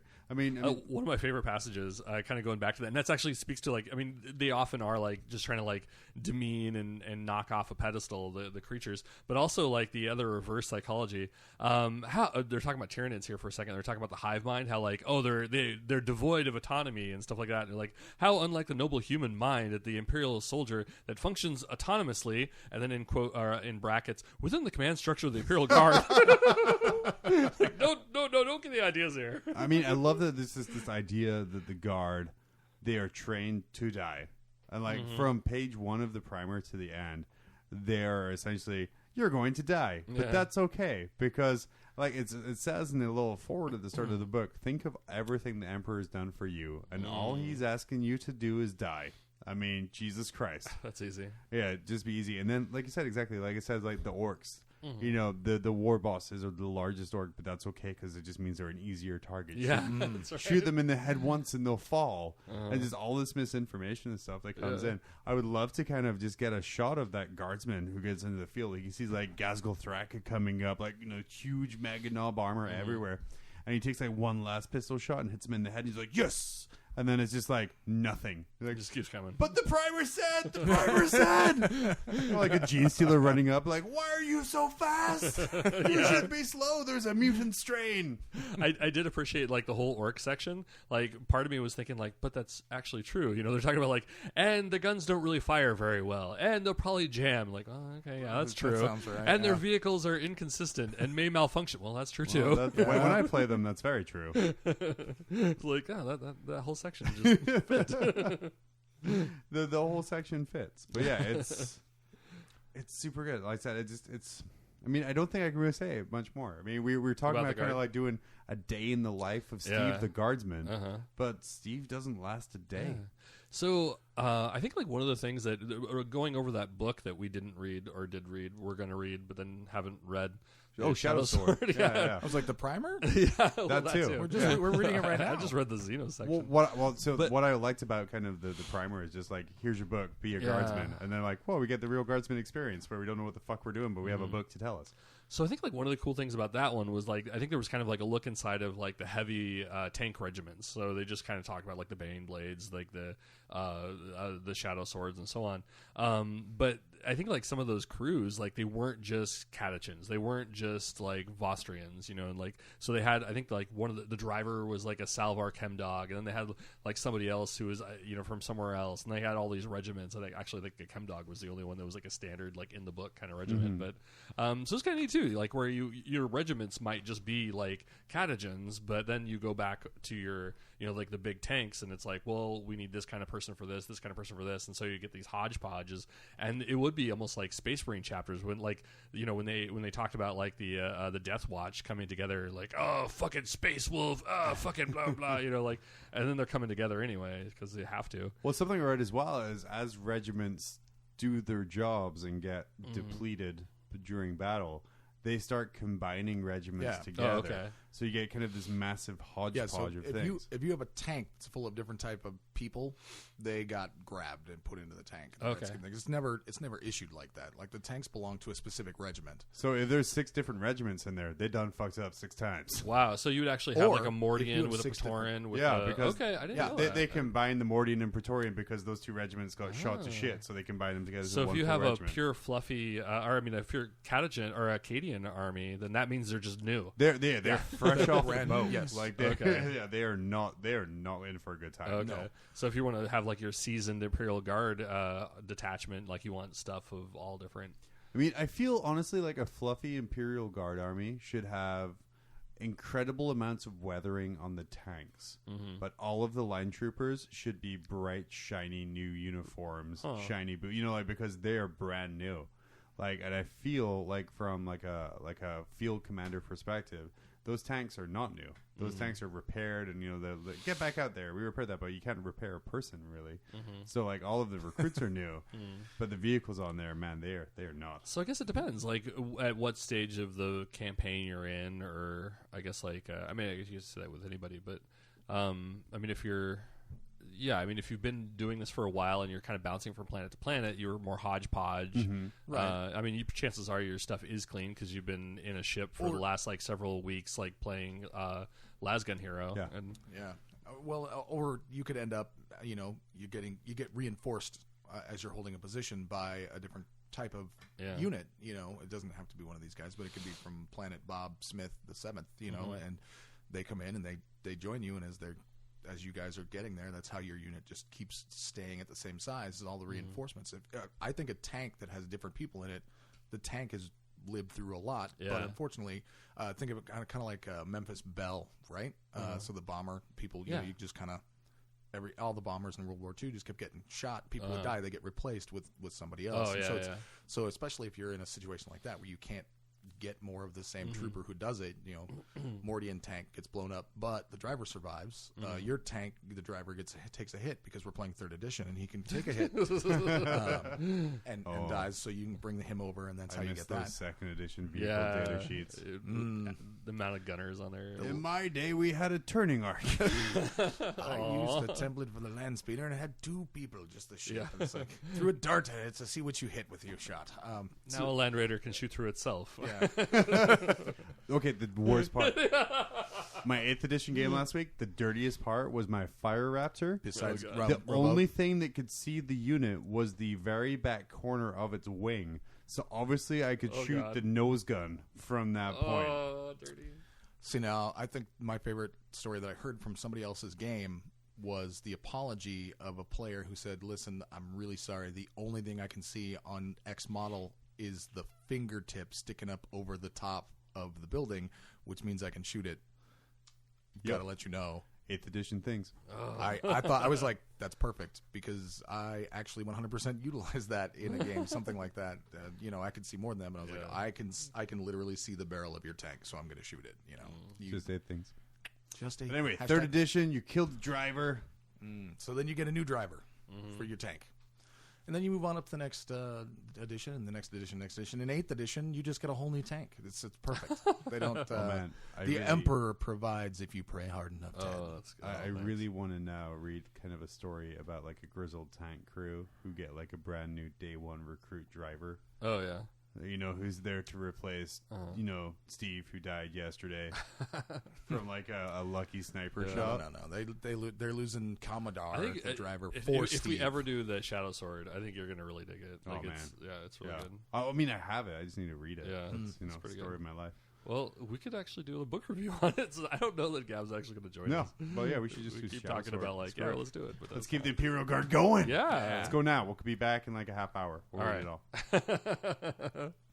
Thankfully, John's the only one that needs to read it. If it was up to 10, it'd be a month later. So yeah, that's I got sidetracked there. What were we talking about? Tanks. Oh, Peoples. Guard. Guard. Imperial Guard. Yeah. So combo units, you tend to really end up with the combo units being the case when you're stuck on a planet for a long period of time. When you leave the planet and go to someplace else, then the divisions kind of get sent back to their own units. So if you had a Valhallan that joins that unit, because like that's all that's left, and so you have like which unit is he joining? He joins the Persborn. That wouldn't happen. The Persborn have a very very they refuse to take in new recruits. So the Emperor wills it. So all right, so you have a Valhallan unit that takes on like a chemo, the chemo cancer dog,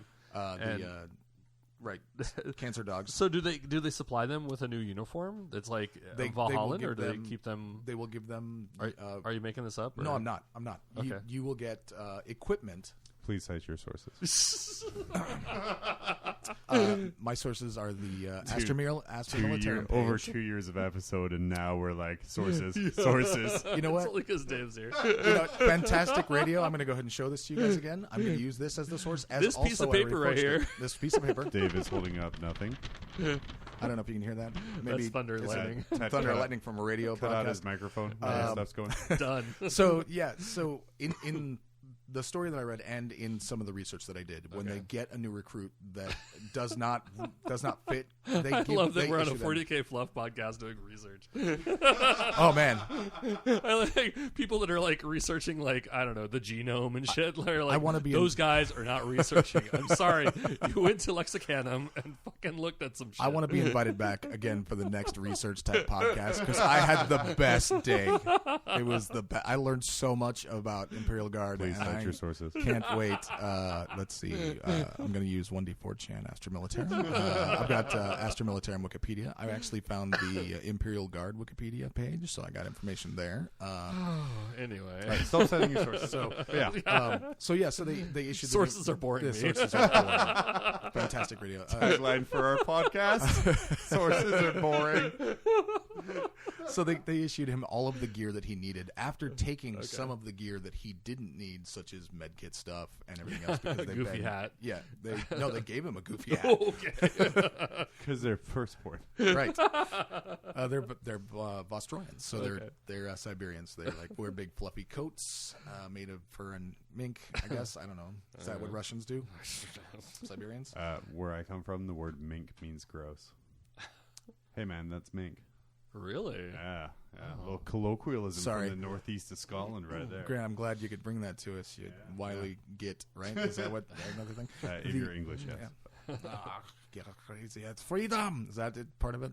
Oh man, we just lost all of our Scottish. Got it. So, Thankfully, it's not a real country. So yeah, it doesn't exist. sorry. We lost our new Scottish podcast host.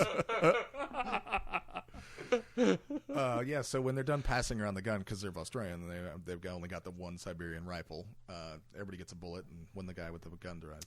Sir, actually, in the 41st millennium, it's not bullets; it's laser ammo fuel packs. Well, I recently received a 3D Cite your sources. bullet. That wasn't a bolt around. That was a bolt around. It's still a bullet. Oh. Still counts. I'm actually in the process of going onto Facebook right now and posting it to the Mob Rules sources cited. That's all I was going to say. Sources cited. And then in a week, people are going to go, "Oh, I get that joke now." The name of this episode will not be sources cited. Cite your source. All your sources belong. All right.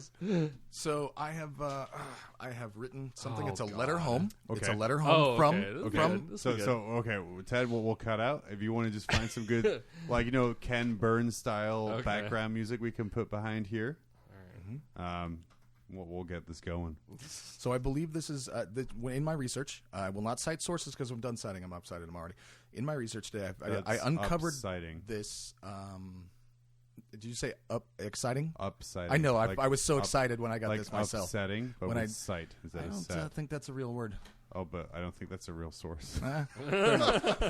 Nope, real source. It was in the older versions of the Imperial Primer, which you don't have, that I didn't bring, so I can't show you. Oh, you mean this one right here? Nope, no, the really old one. This is the original one right here. This is I'm talking about the one that came out in '87, the Rogue Trader version. So anyway, 87. That was before Rogue.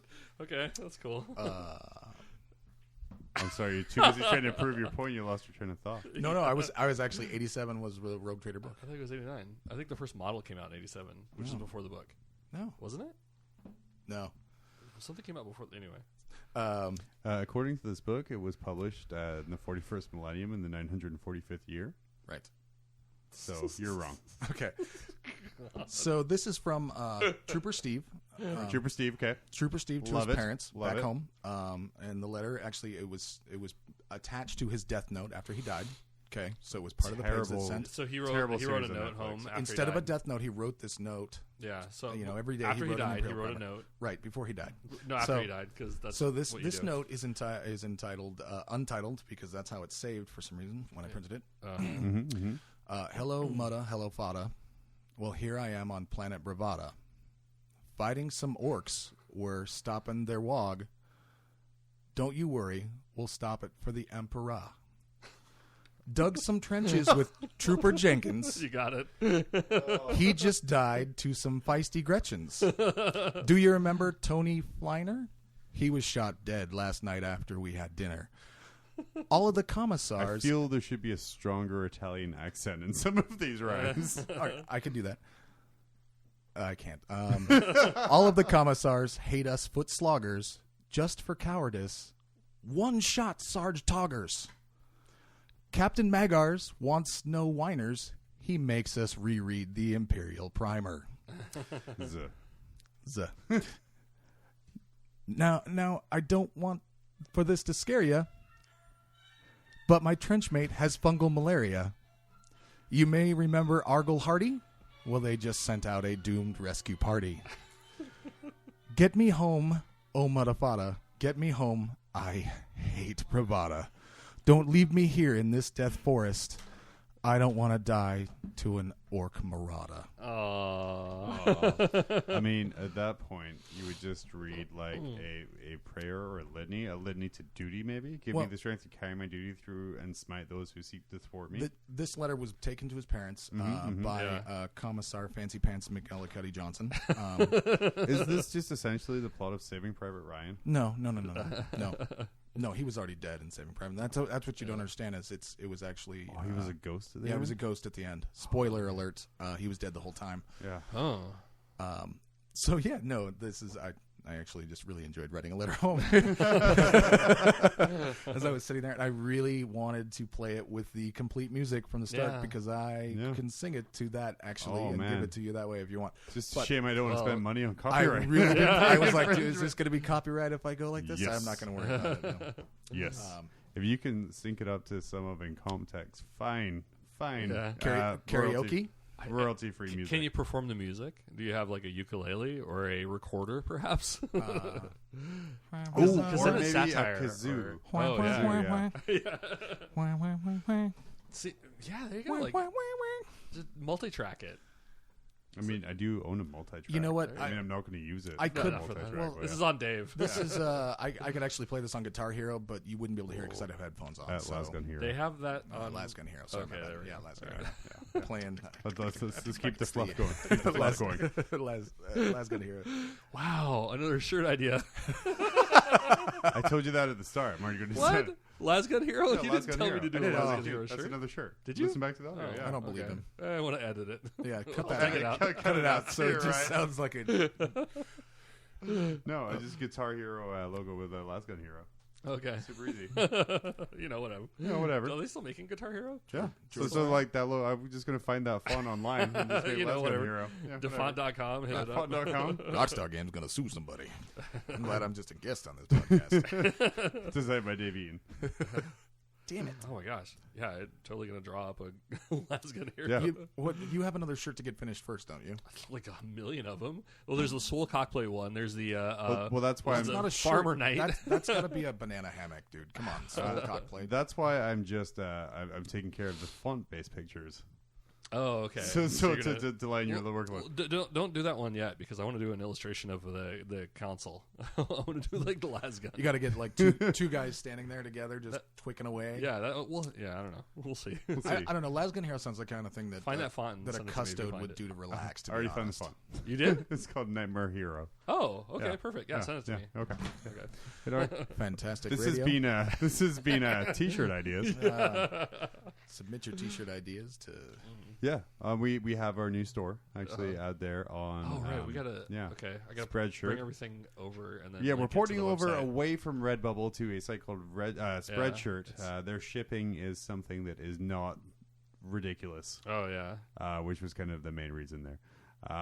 So we have a couple up there right now. should be a little bit cheaper too. I think. A little bit cheaper too. But yeah, we have the only thing I spam is skill and conscripts, and the only thing I spam is skill and brimstones, made for the tournament that I just ran. And By the then, time people can buy that shirt and actually get it, they will have gotten nerfed. You know that, right? yes, Okay. yes, A new month will have elapsed, and the game will have changed again. then I'll just release my please don't nerf, and then just an underline. You can get like a Velcro and just put the whatever unit. Yeah. And then oh my gosh, then it's like in-app purchases because then you have to like buy the new unit And the new in-app purchases. strap. for your shirt. But yeah, Make the shirt digital that you can upload it so that you just $5 per unit. thump, it just changes the name as per new tournament regulations. Electro priests. but you know what? Gosh dang it, Ted! I think next time we should talk about Shadow Sword Okay. because you've already Really? read that book. Oh, Right? I just have to look back at it again. But yeah, that Look was like back a year again. ago. But And yeah, that'd be fun. Yeah, and then Dave, if you were able to read a book, I am not. In 2 weeks, Wait, I read 141 pages at work. you'll Yes. be fine. yeah, you're No, fine. I'm telling you, I read 141 pages at Yeah. work today in 8 hours. So You know I got what? this. I think when the first book review I did, I ended up like buying the ebook and then having Siri read it to me. I actually bought this ebook. Oh, okay. It was completely worth it. It was Yeah. worth the Cool. the $3.99 that I Yeah, paid for it. so Nice. Dave purchased the ebook for 15 hours, For 15 hours. which is a Warhammer Then you have to give it 40K back. book by Oh, I Mitchell gotcha. Scanlon. It said basic tagline: basic training 4 months, planetary transportation 7 weeks, life expectancy 15 hours. About kind of a trooper dropped off on the wrong planet against an Orquois, and kind of his life. And it sounds amazing. I think I'm probably going to pick it up too. His 15 hours. Yeah, and it sounds like a really good read. And like I said, an older one, but that's fine. That's fine. It's good to go. Did he die in the end? No. Oh, maybe. Oh, yes. So I'm not going to give it away. If you want to know that, if you want to know it, read it. Yeah, read the book. Give back Black Library some much needed cash. I didn't actually get it from Black Library. No, where'd you get it from? Scribed? Goodreads. Goodreads? Yeah, nice. Which surprised me because it was the cheapest I could find it actually. So I don't know maybe if it's get just money or not. fan fiction. I don't know. No, it's a legit Black Library production. Oh, it's weird. It's not on Black Library then. Yeah. Is it on Black Library? Well, you said you found the cheapest, so right. Was it other places too? It was a couple of places. Okay. Goodreads was the cheapest. Okay. At least Sweet, I think man. it was Goodreads. Okay. Well, it's awesome. I don't know. I wasn't there. I don't know. You tell me. Definitely check out You're the the one book. that read it. I picked it up Saturday night after because I went home Saturday night after the tournament. And I was sitting there just kind of trying to unwind, not trying playing to research. Titanicus. Yeah. Feel bad. So sad. I was so sad. Ted. I was playing Titanicus, but that's what I call it at home. I call it Last Gun Hero. Well, genetics blessed some people with a lasgun and other with a warhound. So it is what it is. All right. So the Imperial What do you got? Infantryman's Uplifting Primer. Right? An amazing, just a great little fluff book. I'm just looking here real quick. On eBay right now, the single book by itself, the first edition, goes for $75. Oh shit! Really? And the Damocles Wait, edition... is this eBay prices right? $75. Oh, shit, I should have done that. Oh, well. Okay. The Damocles edition that you have, Tad, goes for between $50 and $60. Which one came out first? So you got The green one there. Oh, okay. No, this one came out first. So Damocles is the second edition. Damocles is the updated one. Oh, okay. Why is your Damocles so much more beat up than the original? The Damocles I bought for like $40 from a gentleman in Australia over eBay. So the Damocles. There's no the gentleman second in edition, Australia. Yep. It was. I think it was printed in 2003. No, 2007. When was? Okay, so they have... Oh, man, I didn't even know they had this. So first printing in 2003. Then this one was the revised edition is 2007. So they have the Imperial Infantryman Handbook and the Imperial Infantryman Uplifting Primer together for $150. Shit, girl. So these books are rare. They're I really wish GW... That means we have bigger penises than people who don't have them. Yeah, because we're old and we've bought stuff for a long time. In my case, We just got it for accidentally free. bought it when it came out. Or you got it for free? Son of a bitch. But yeah, these are fantastic books just to see. They're designed as like little pocket books that troopers would carry, and they're just great little fluff pieces. I can't recommend them enough.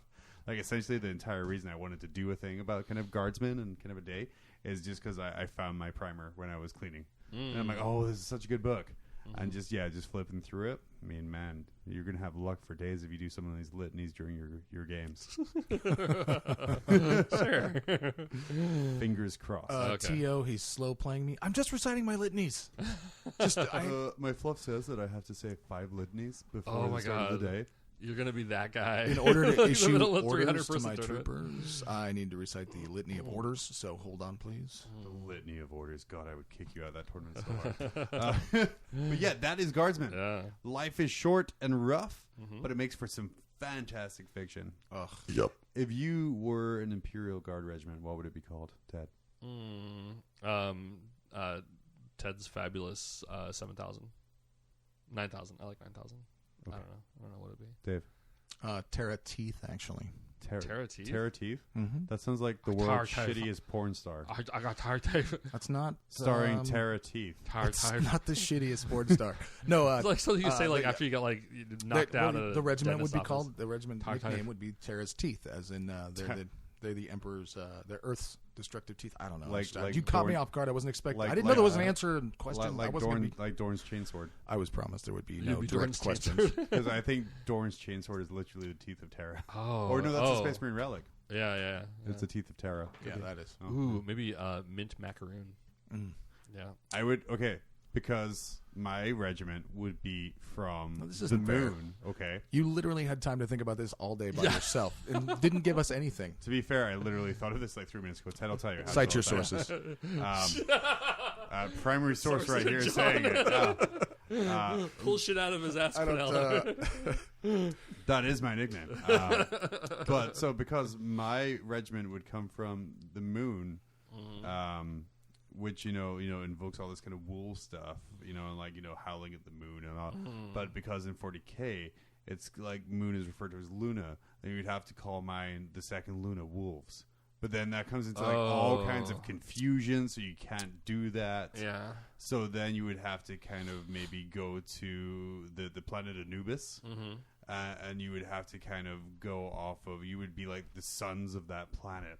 So then you would just be like the sons of Horus, the first king of Anubis. But then that causes way too many problems as well. So you can't be called that. All right, I'm going to go ahead and call bullshit. This story actually... No, I'm calling bullshit. You thought about this earlier today. You could not possibly... I really don't. This is what... So then... Okay. You're like, no, okay. We are good people. We love the Emperor. We are the Emperor's children. No, that doesn't work either, because that just raises so many inquisitorial questions. But you still You're so want skeptical, to Dave. move on, and you are going to guard all. You're going to be the guards of death. You're going to be the death guard. No, that doesn't work either, because that also has negative connotations.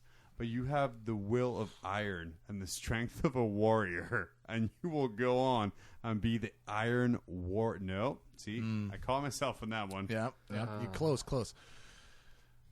I don't have any others. Really? That's it. Yeah. Because I would So think we're that the Bunnicula Legion? Yeah. Just Bunnicula.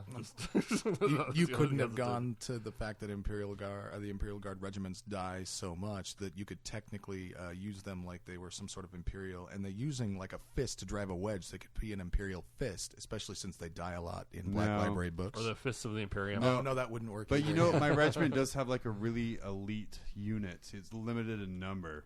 And they're all kind of related to the highborn of this planet. You could say they were the planet's Australian 1,000 purses? suns. Oh no! Or See, I just what figured out if I did there. because you often attack at night and it is always so dark, and as you come in you're The almost as though you're the The angels. 57th Oh no! the not the 57th dark annual angels. Batmans. But no, Dave. Literally, all I do is make up bullshit on the spot. That's as much Fantastic. thought went into that there.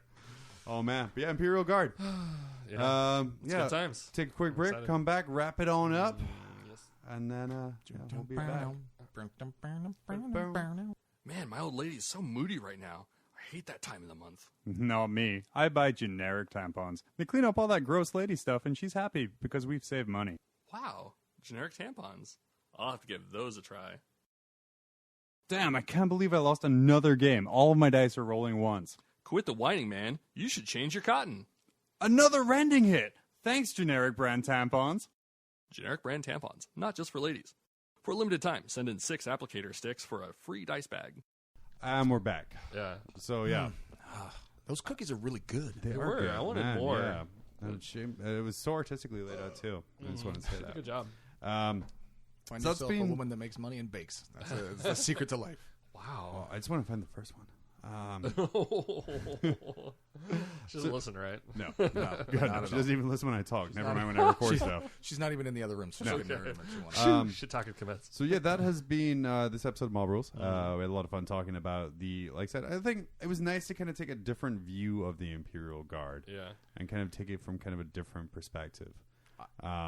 I could honestly have droned on about the stuff that I learned, all the reading that I did today, for probably another hour to an hour and a half. Well- There's so much good guard Yeah. fluff. Well, you just wait, because in 2 weeks we're going to drone on more about Imperial Guard with Shadow Sword. What, girl? Oh, snap, Yeah. girl.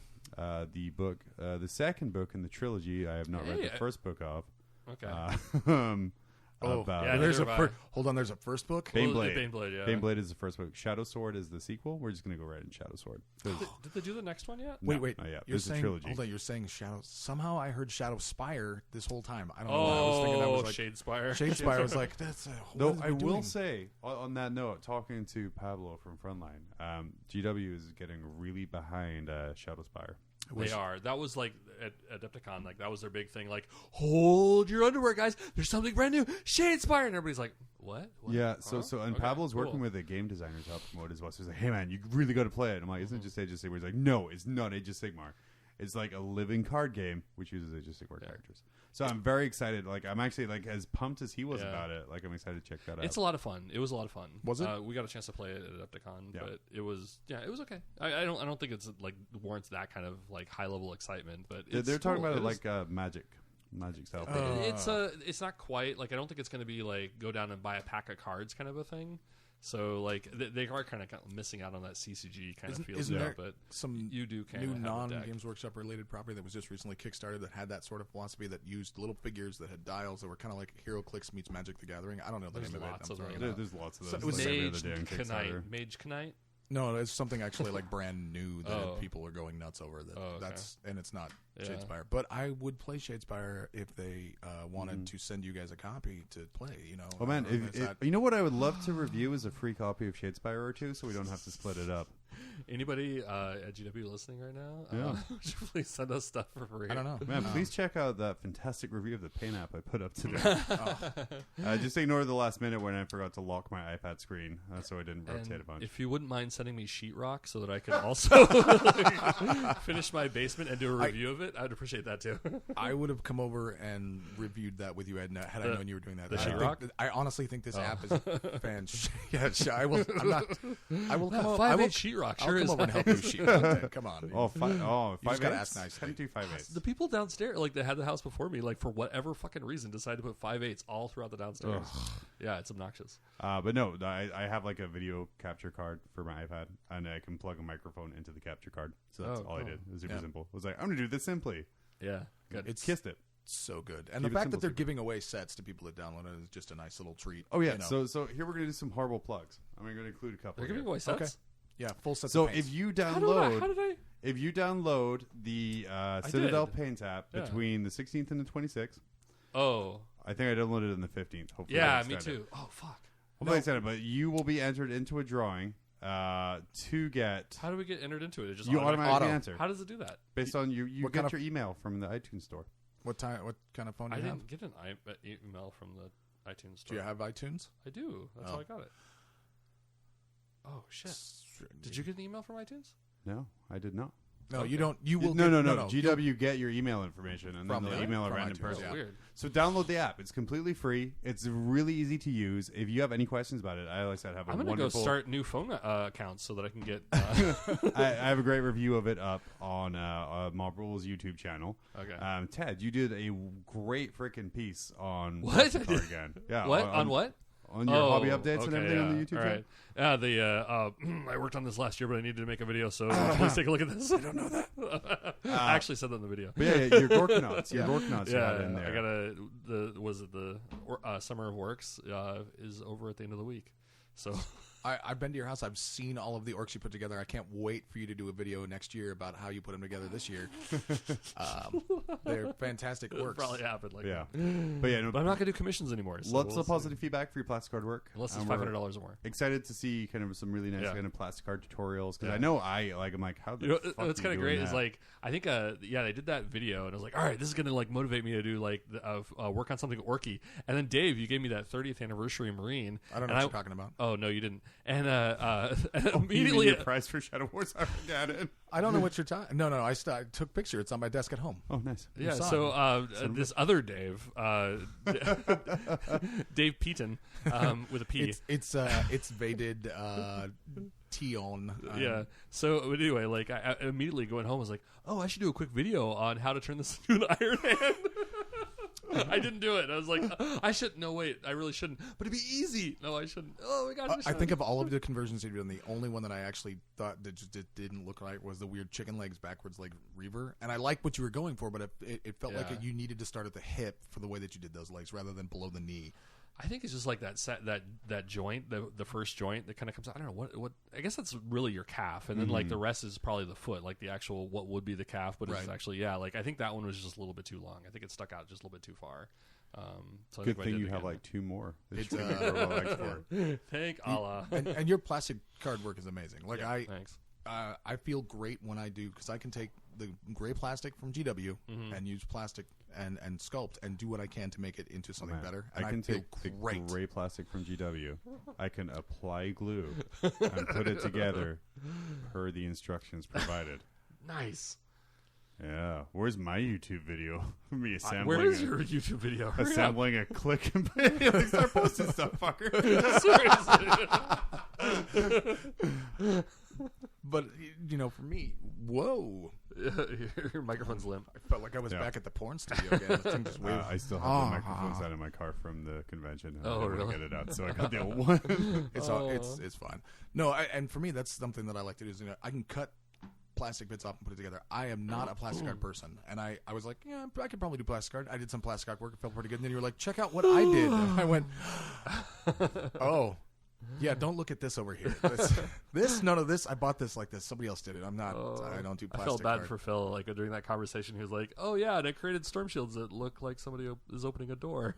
Like the whole rest of the episode was teasing him about his doors. So definitely download the Citadel Paint app. Get into that drawing for 100 free Citadel paints, which is their entire range at this point. And that's about $12,000 worth of paints. Oh, I mean, that's at least $15,000 worth of paints.